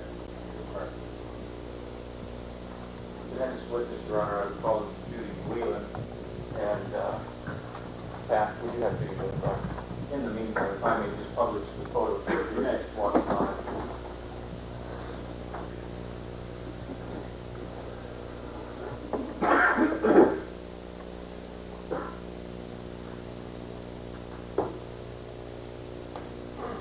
And if I may publish very briefly the photograph of Ruth Patterson, Your Honor.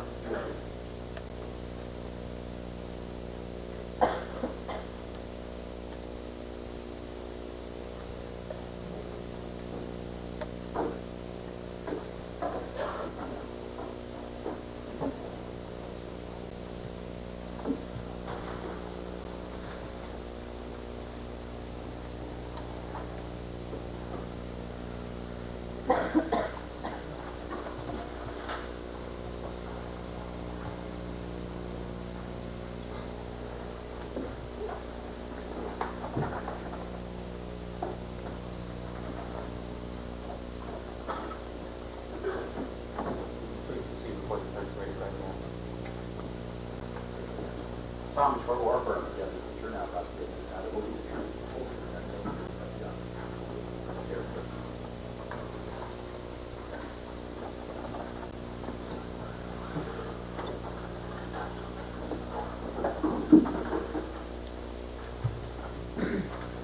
State your name, please.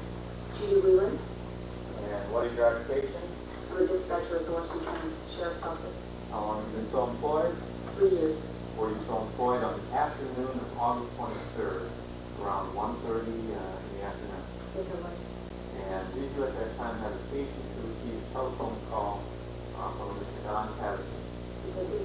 And would you explain to the jury how the incoming calls are preserved in situations such as John Patterson calling on this case?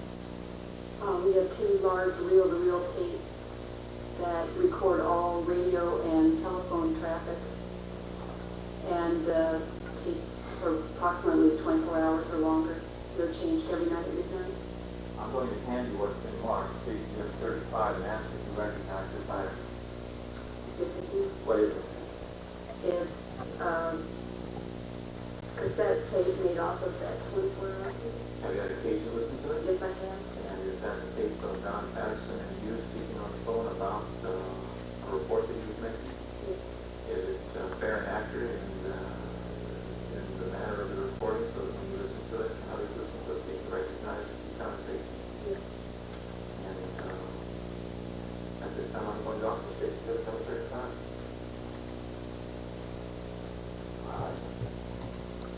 With that, Your Honor, I would ask the opportunity for the jury to hear the tape. By the tape this time. You, Henry, please.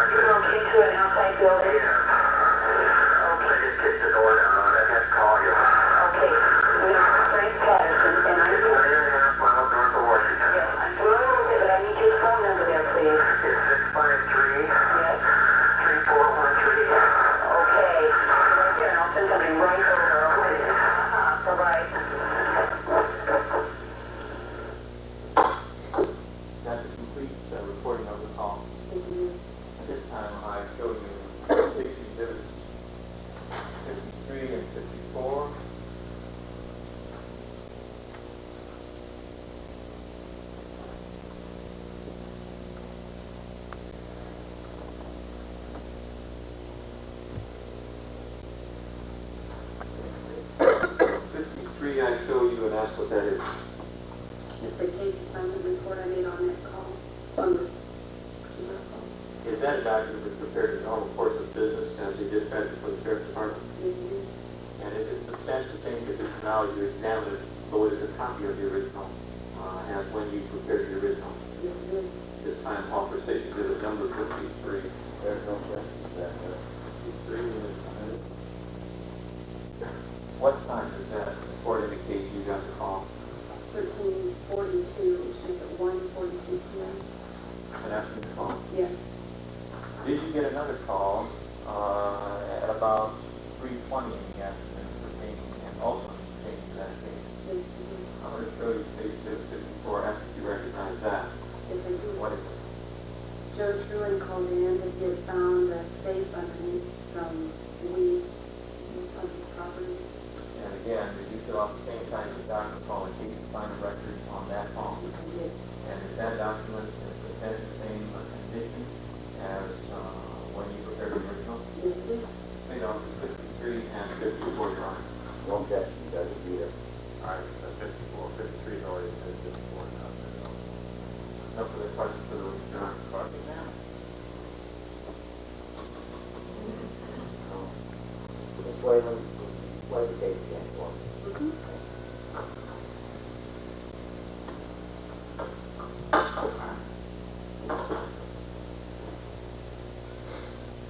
Can you stop it along the line? Yeah, we're there. I asked you to stop it as we listen to it. Can you do that? Okay.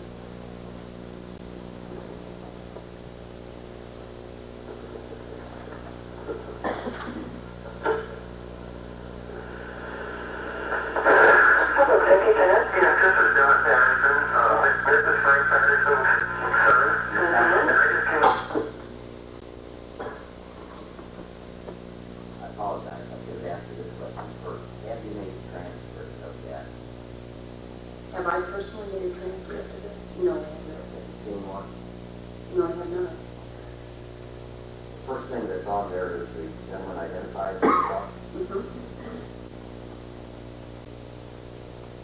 Note the time that call for the way.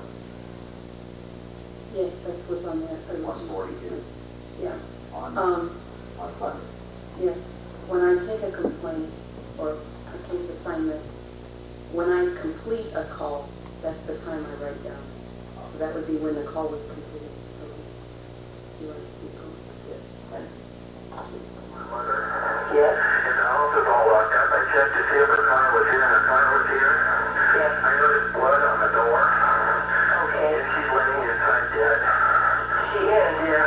Please get somebody out here. I broke into a building to call you. I didn't. You broke into an outside building? Yeah. Okay. I just kicked the door down. I had to call you. Okay.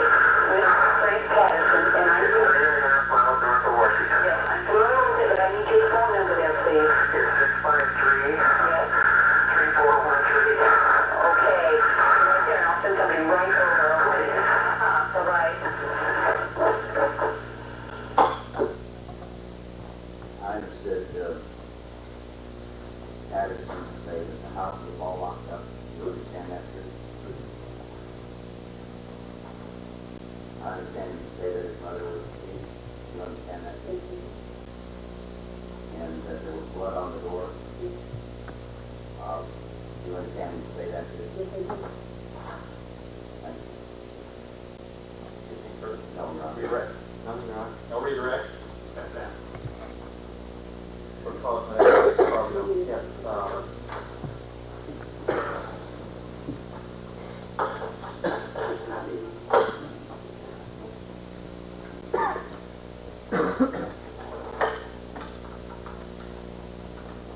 we got Carl Jones, he's going to be with us.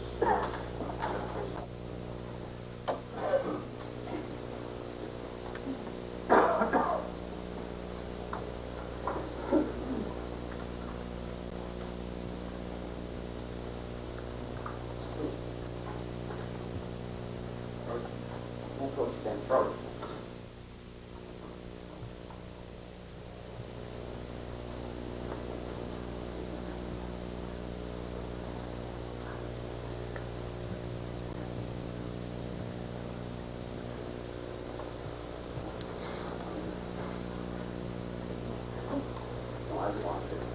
I offered it in the public.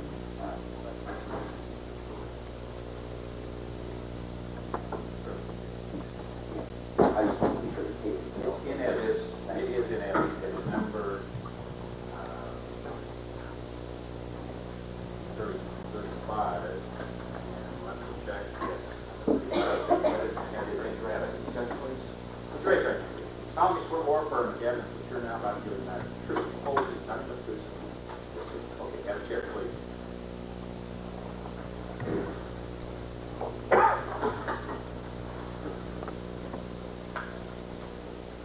Will you take a name, please? Carl Marvin Jones, And where do you live, Mr. Jones?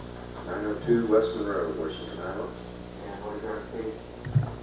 ambulance director. And is that a strictly administrative position? No, sir, I'm also working paramedic. What does a paramedic do? Provides pre-hospital care for sick and injured. And how long have you worked in the area of medical field, or how you call it emergency medical field? 20 years. In those 20 years, how many corpses have you occasionally involved around? 200 or more. How many of those corpses would have died as a result of violent traumatic injury? More than 50. Were you on duty on the afternoon of August 23, on Sunday afternoon, 1987? Yes, sir. You had occasion to get a call to the Ruth Patterson residence, approximately 8 miles north of Washington. Yes, sir. How was that call related to you? Came in by PBX to this company. And where were you when you take the ambulance state? What is that? Where are you located here in Washington? 902 West Monroe. You responded to the call? Yes, sir. And about how long did it take you to get there? 8 minutes. And what did you observe when you got there? As we pulled into the driveway. There was a black car sitting between the sidewalk. And there was a gentleman standing, leaning on top of the car,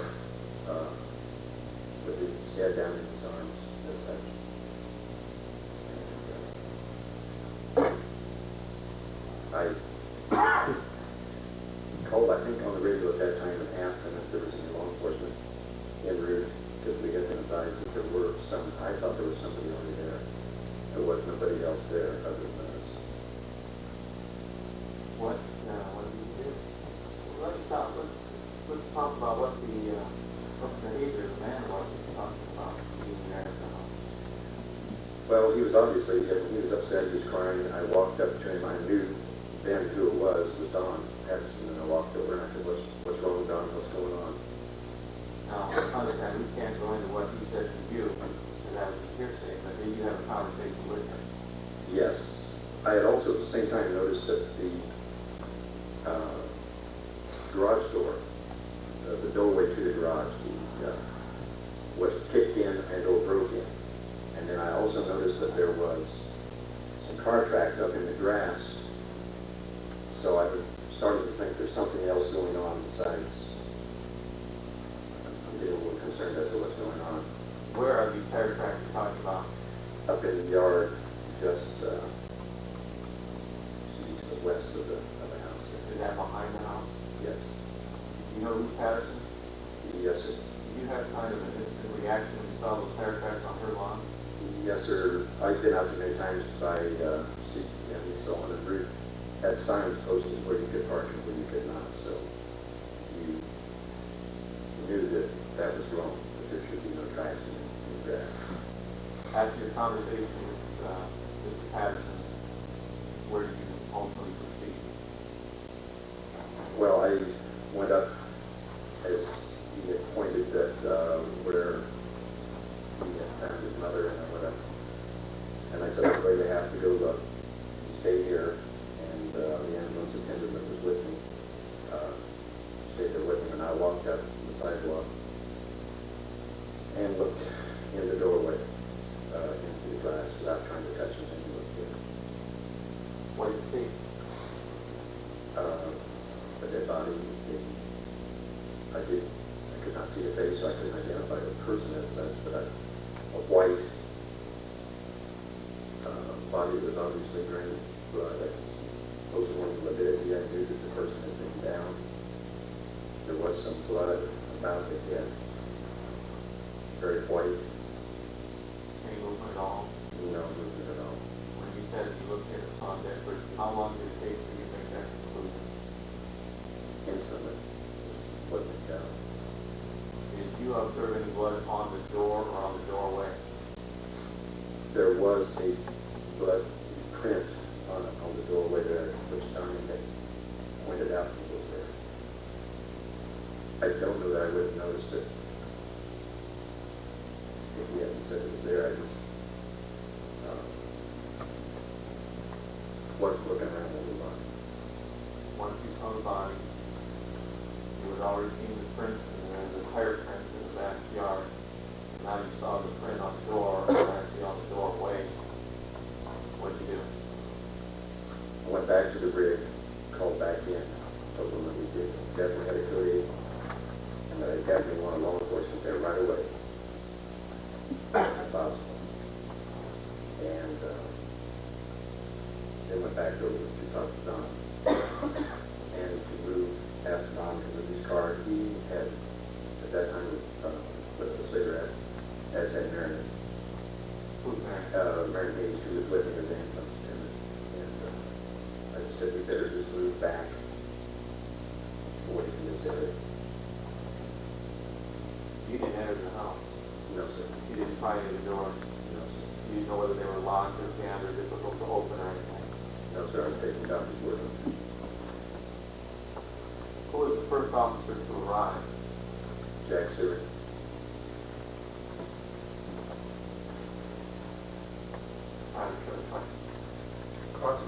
Just one question then.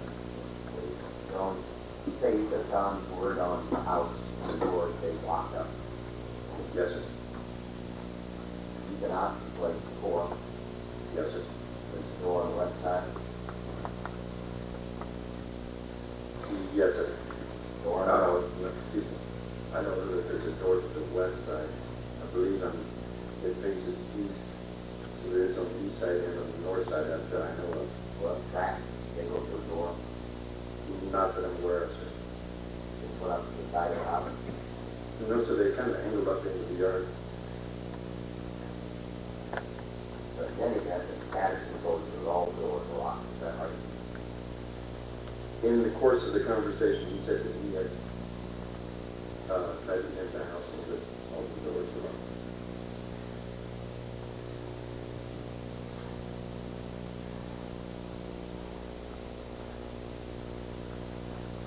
What door did you go up to? Very first door that you went. It's the office door that faces to the north. It's the door that I customarily go into. There are two windows on that side of the house as well. Could be, I'm really not sure, sir. Thank you very much. Redirect some of the questions. Describe, John is smoking that cigarette, John Patterson, describe what you're observing about his appearance, not what you said, but what you observed. He was crying and he was upset. And he was asking for assistance. That was the only thing I specifically inquired about. Was that pretty coherent, or was that something you just repeat over and over and over again? He repeatedly said, I want to get home to Sue. You're going to call Sue. Did you try and help him get to a phone to do that? After we moved the car over, I said, more just give him something to do. I said, why don't you go ahead and try? The little girl was getting quite upset at that time. Well, how old a girl was talking about? 3, 4, 5, somewhere. Preschool. She told me she wasn't in school yet. Did you do something to try and calm her also? Yes, we carried some suckers in the ambulance fast fight, and I gave her one of those. I have a silly question now. That was good. Take that now. Call Bob Bresinger, Pat. Pat.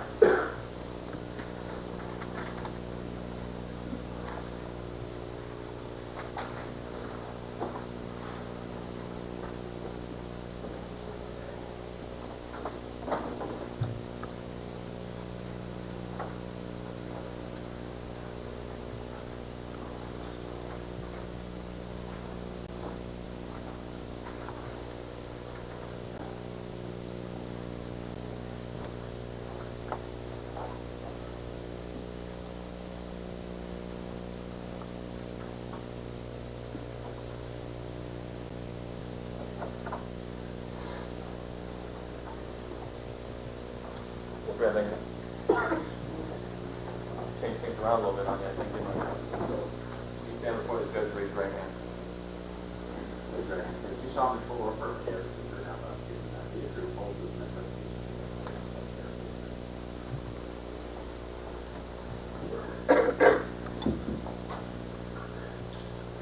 State name, please. Bob Redinger, Where you live, Mr. Bresinger? 219 West Harrison, Washington, Iowa. What's your occupation? Rural mail carrier, How long have you been a rural mail carrier? 8 years. Do you know Ruth Patterson? Did you know Ruth Patterson? Yes, I did. And in fact, weren't you her mail carrier? Yes. And were you her mail carrier on the 21st day of August, which is Friday, 1987? Yes. Do you recall delivering mail to her mailbox on that day? Yes, I did. And were you her mail carrier on the next day, Saturday, August 22nd, 1987? Were you her mail carrier on that day too? Yes, I was. Did you deliver mail to her on that day? Yes. When you delivered mail to her on that day, had you observed that she had picked up her mail, or that someone had picked up her mail for the preceding day, Friday, August 21st? Yes, somebody picked it up. What time did you deliver the mail on both of those days, Friday and Saturday? Well, it kind of varies depending on the volume of the mail, but it's usually between 12 and 12:30. Both days. both days. Like around noon time. Mhm. I have a further question. Ron? Scrivener on Saturday, I take it there was no mail in the mailbox. No, I don't recall of anything in there. And you recollect, sir, there was anybody at home? Well, no, I can't. I didn't see anybody around. You didn't see Mark Fox around? No. You know Mr. Fox? I met him once. Did you notice whether or not there were any lights on the outside of that house Saturday?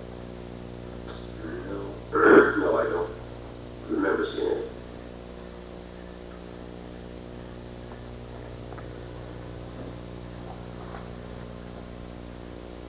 So you don't recollect seeing any lights on Saturday at 12:30 No, I don't. on the outside of the house? No.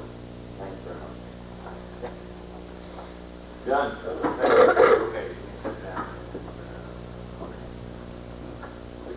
Sorry, back up. Your Honor, if there's a short witness that I can call right now, I'd like to do that. The next, Mr. Stewart is probably going to be a little longer. Let's go in here now. Okay, I will call Jack Stewart. Let me just have a moment to get him up here. We're moving quicker than I had expected. Thank you. Have him bring the box up. Charlotte's on the way. I had expected him to be here by now, but It'll take a couple of minutes. I don't know that I can contact him either farmhand. Well, we can wait a couple of minutes, see if he shows up, and we put him on, and we take a recess, or we start the story. Well, let me see how far I can go with Mr. Stewart. All right. Things are going very quickly. Let's proceed.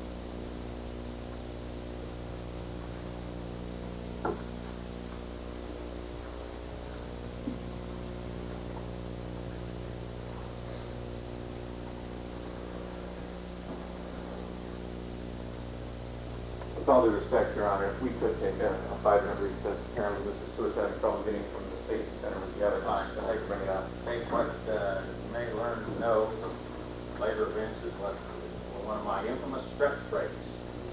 We stand, converse, twice, don't three.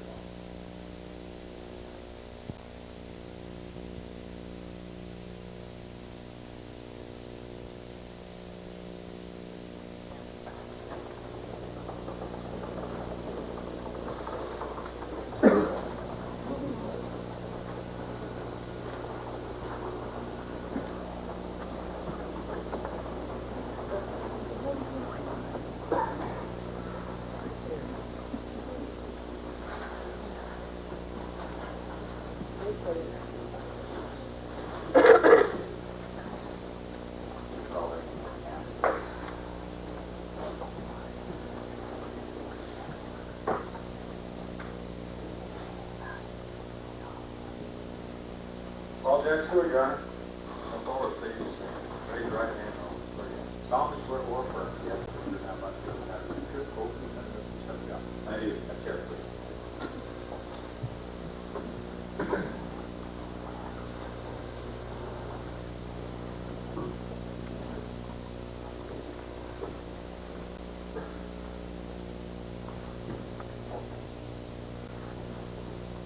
State your name, please. Jack Stewart, Jr., And Mr. Stewart, what is your occupation? the Deputy Sheriff for Washington County. And how long have you been so employed? Approximately 10.5 years. And what is your rank?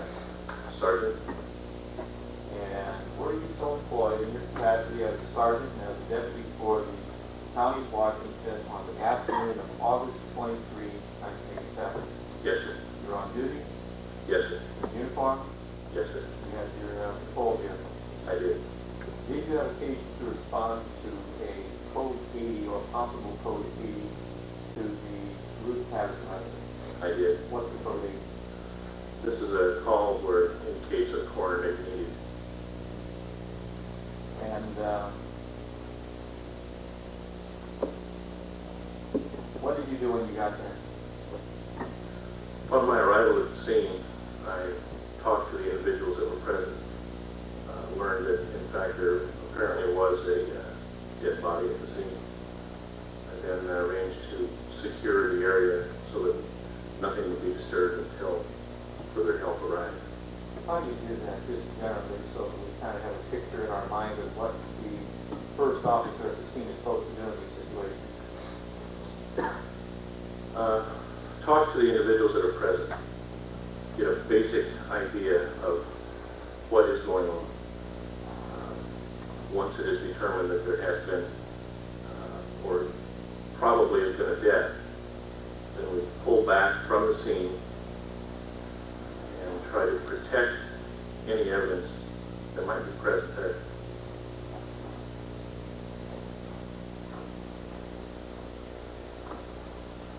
Did you have occasion to go up to the north door of the Patterson residence business office and make any observations inside that window? Not initially upon my arrival. Did you ultimately look in that window? Yes. And what did you see? I could see the, what appeared to be the body of a woman lying inside the door. That evening, did the crime lab in Des Moines send two of its teams down to process the crime scene with you at the Ruth Patterson residence? Yes, sir. Were photographs taken of the scene? Yes, sir. I'm going to start showing you photographs, and I'm going to be asking about certain observations of this occasion. First,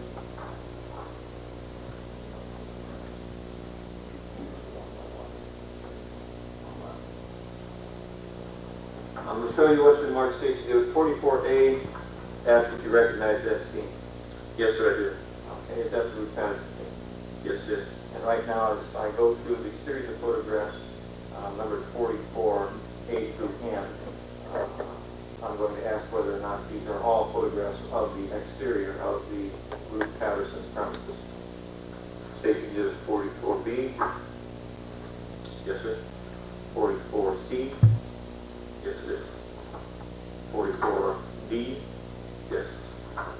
44E, Yes, sir. 44F, Yes, it is. 44G, Yes. 44H, Yes. 44I, Yes. 44J, Yes, sir.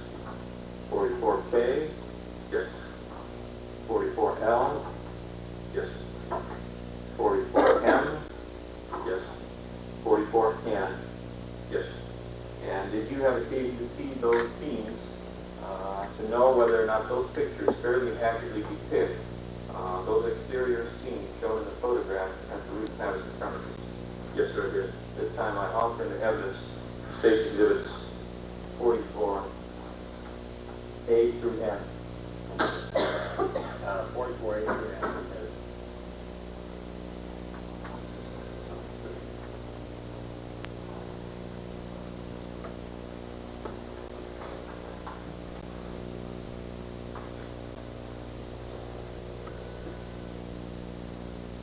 Very good. I'll go step at a time. Yes.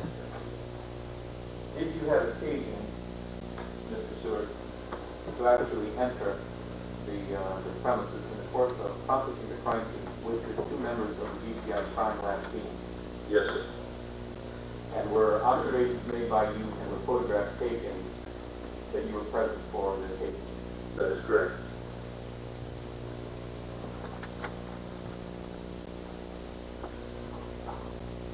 I'm going to show you what's been marked Station Unit 44C and ask if this is not a picture taken in the scene. And I'm going to ask particularly whether these are scenes from the north door. So if you respond yes, then you're saying yes, that it's inside the house and on the north door area. That is correct. It is inside the house on the north door area. I now show you Station Unit 44Z. Your response? That is The very first exhibit number of this exhibit number is 44CC. 44CC. From inside and of the north door or north sales room area. That's correct. And Station Unit 44Z is that in the north sales room area and interior of the house. Yes, sir. 44 AA. Any questions? Same answer. Yes, sir. It is. 44 double B. North door again. 44 double D. The north door again. 44 double E. Same area. Yes, sir. 44 double F. Same area. 44 double G. Yes, sir. 44 double H. Yes, sir. Do these photographs fairly and accurately depict the scene of the north door in the north sales room area where Ruth Patterson's body was found? Yes, it does. Offer into evidence each of the exhibits that I've identified. Okay. All right, the 44CC, Z is identified as a single Z. I'll go through what you did. C, CC, D, Right, double A, right, double B, right, DD, right, EE, right, FF, right, GG, right. HH. So marked or submitted for the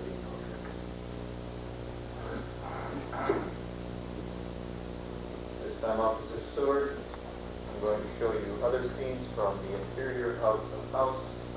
Ask if you recognize them. And I will ultimately ask, after showing you all of these, whether or not they fairly accurately depict the scenes. I show you Station Unit 44Q. You recognize that scene? Yes, sir. 44R, Yes, sir. 44S, Yes, sir. 44T, Yes, sir.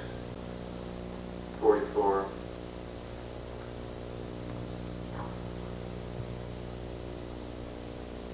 U, Yes, sir. 44V, Yes, sir. 44W, Yes, sir.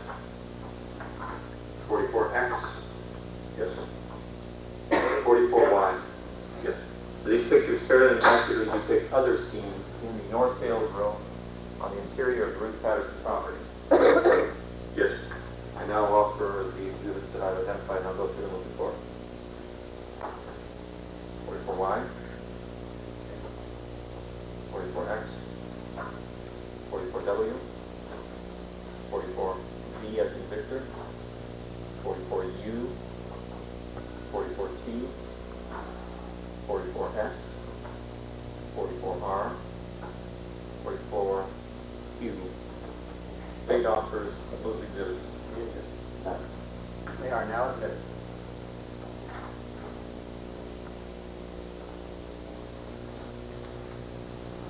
Officer, are you familiar with the distinction in the business area, the north area of the Ruth Patterson premises, which would be the business area as opposed to the living area for Ruth Patterson? Yes, sir. Are you familiar with the fact that the business area is divided into two parts? Yes, sir.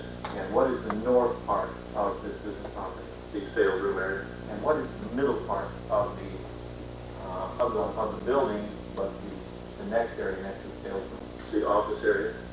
I'm going to show you exhibit 44II and ask whether or not this is indeed a scene from the inner office area. Yes, sir.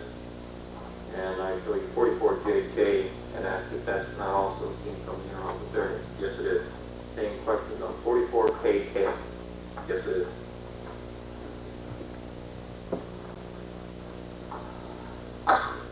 State offers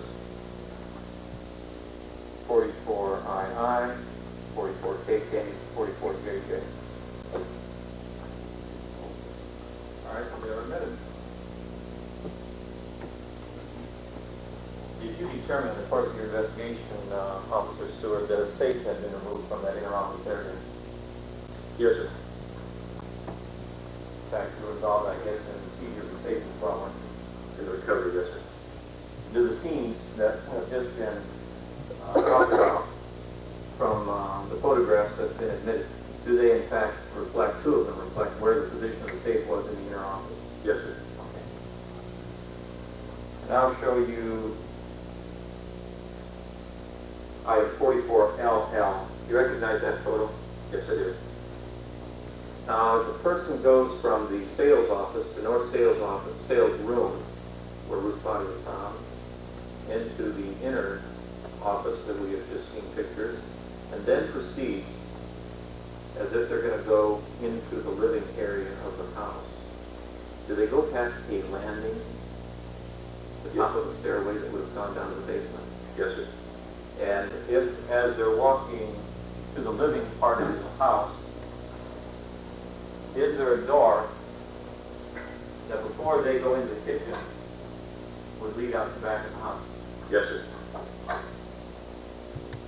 The item that you have in front of you, the photograph that you described as a landing, is that in fact the area right inside the house, inside the back door, Yes, sir. which would also be the top of the steps? Yes. And what did you observe on that landing, and what is depicted in this picture? Scratch marks in the linoleum flooring. Is it fairly accurately depict at least a few of those scratch marks? I assume that there were a large number of photographs taken of the area. Yes, that photo depicts what we saw. I guess you can see kind of a metal runner that is either the top of a step or something like that. That's correct. Okay. State offers state exhibit 44LL. Okay. Admitted. Officer Stewart, did you examine other areas of the house in the course of your crime scene processing? Yes, sir. I'm going to show you what's been marked 44PP, as if you recognize that scene. Yes, sir, I do. What is it? That is the kitchen table in the living area of the Ruth Patterson residence. Does it fairly accurately depict the scene of that kitchen and actually show part of the back door? Yes, sir, it does. State officer station exhibit number 44P. Here. Pardon me, Your Honor. 44P, pop-up, P pop-up. No. Objection. Would it be fair to say, Officer Stewart, that from the kitchen, which would be sort of beyond where the calendar would be on this wall here to our left, you are standing up above, the kitchen is up on, what, 3 or 4 steps, I think, above the level of the sales room and the inner office, isn't it? Yes, it is. And is this scene taken looking down from the kitchen so that the back door is visible? That's correct. I'm going to show you what's been marked State Exhibit 44QQ and ask what that scene is. This is a photograph of some tablets of medication of some type that were found lying on a kitchen counter. And does that picture fairly accurately depict the pills as you saw them? Yes, it does. States offers 44QQ.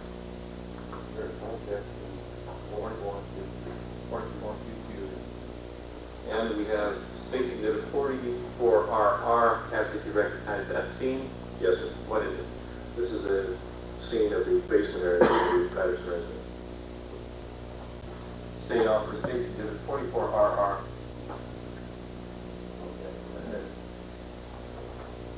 Officer, in the course of her using the house Was it important not to touch anything? Anything that you couldn't avoid touching? That's correct. For instance, the pictures of the tills on the kitchen counter, would those pictures be of tills that hadn't been touched by the police or moved around by the police? That's correct. And I'm now going to show you Exhibit 44 ask if you recognize that scene. Yes, sir, I did. What is it? That is a picture of the bed in Ruth Patterson's bedroom.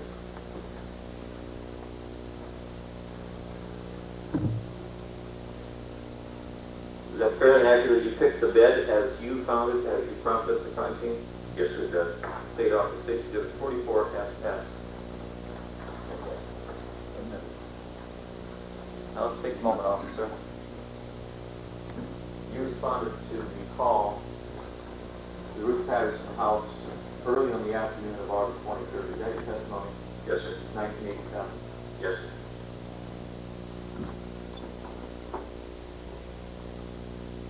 Would it be safe to say you continued processing that crime scene until quite late at night that day? That is correct. And your job was to assist in the photographing and seizure and measurement of those important areas at the Ruth Patterson property. Yes, sir. You were not the sole person responsible for that activity, were you? No, it was not. Would it be safe to say that your primary job in working at the scene was to be, to the extent we could do this to make it possible, the sole custodian of all the evidence, if we could do that? Yes, sir. So you've actually brought all this evidence using the cart and everything else to a box to bring over the physical evidence that you in fact have had custody over. Is that correct? Yes, sir. At this point, I've only talked about the Ruth Patterson property. The following day, August 24th, did you process another crime scene or another scene? Yes, I have to. Where are we talking about?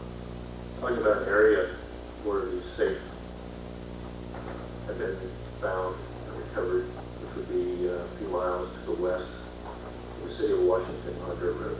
If it was measured to be about 2.5 miles, would that be consistent with your memory? Fairly close. Okay.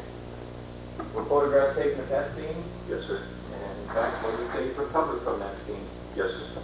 Describe the stretch of geography we're talking about. The general location is in a rural area, farm and fields on either sides of the road. There's an old railroad trestle running across the road near there.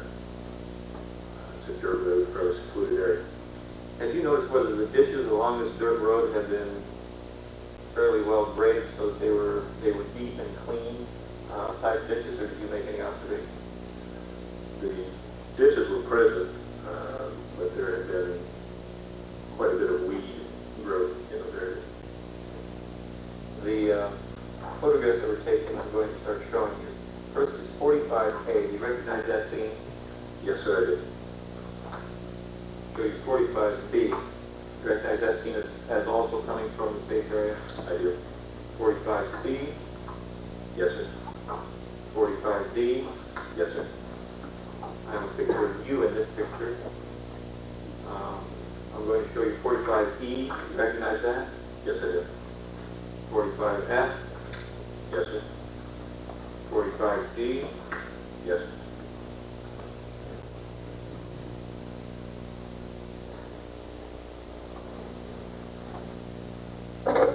Here we have photographs of the staff, Mr. Stewart. Do these pictures fairly accurately depict the scenes that you saw at the area where you recovered the safe from? Yes, sir.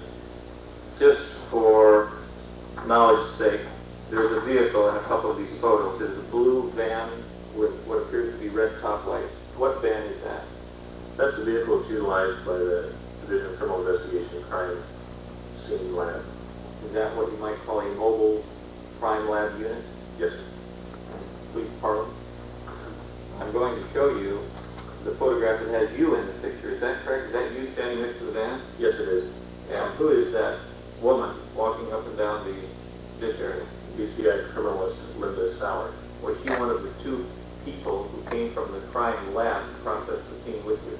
She was. These pictures fairly accurately depict the scene. I think I've asked that in the applicant again. Yes, sir.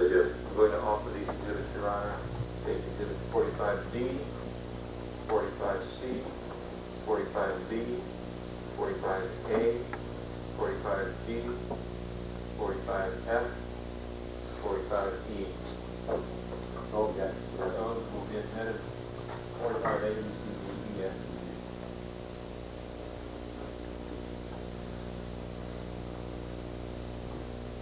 I'm going to do something out of order, Mr. Stewart.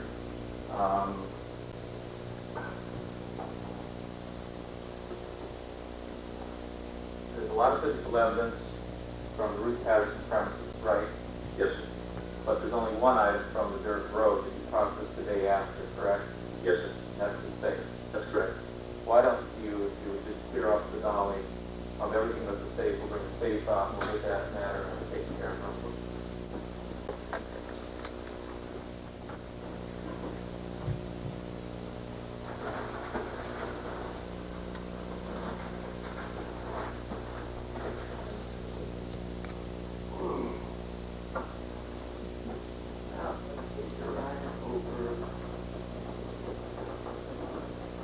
Here.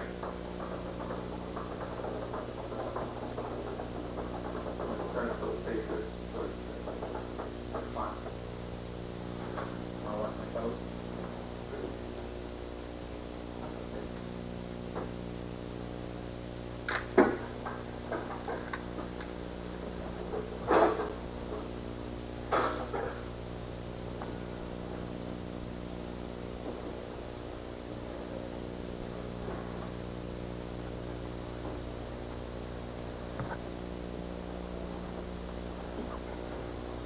Officer, I show you what's been marked.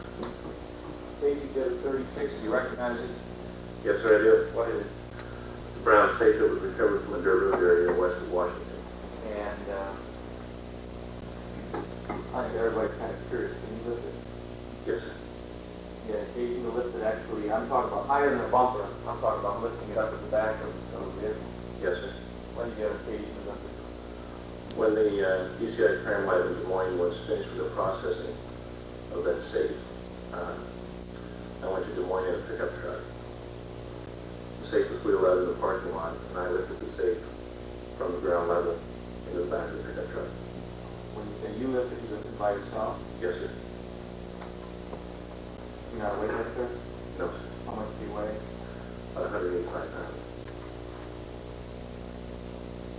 Is this safe in substantially the same condition now as you look at it as it was when you pieced it in the ditch on the dirt road west of Washington on August 24th, 1987?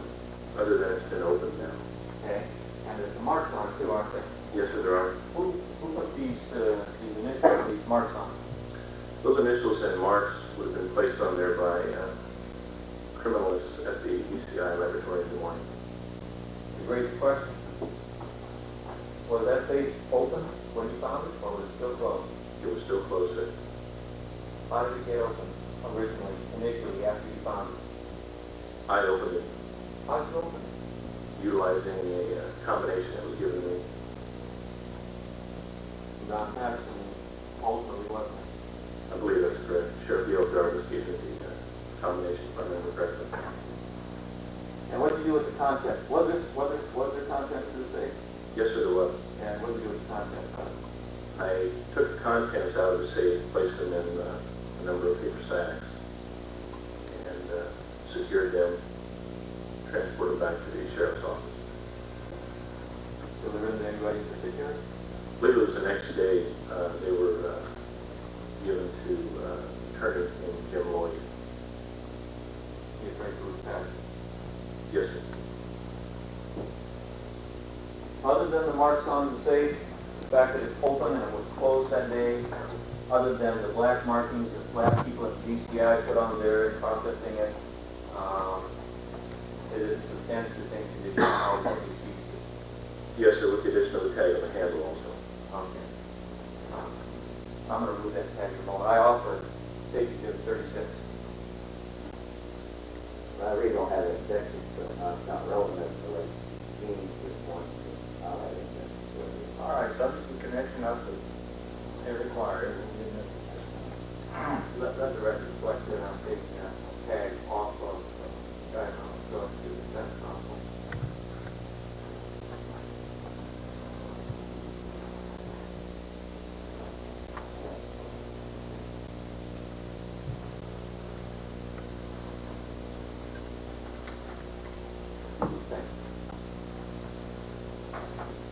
I'm going to, I was admitted, is it not, Your Honor?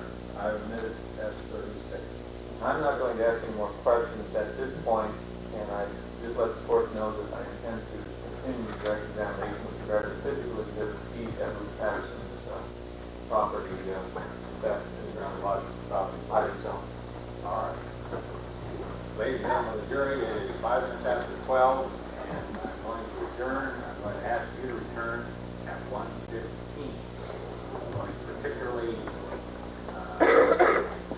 remind you of the admonitions previously given. Ms. Bremen, are you going home for lunch? Okay. I want to talk about with you before you go home tonight. I don't want to talk to you about driving your car on Highway 1 that I didn't cover with you last week. So I presume nobody between now and then I might get a chance to talk to you. So drive your car north on Highway 1 for you. I'm not going to give you enough time to get to do that. Get some lunch and then get it all I want to do. So remember the admonitions previously given to you in terms of your conduct. I'm not going to go through. I'm going to give more details to you tonight before we go. Be back at 1:15.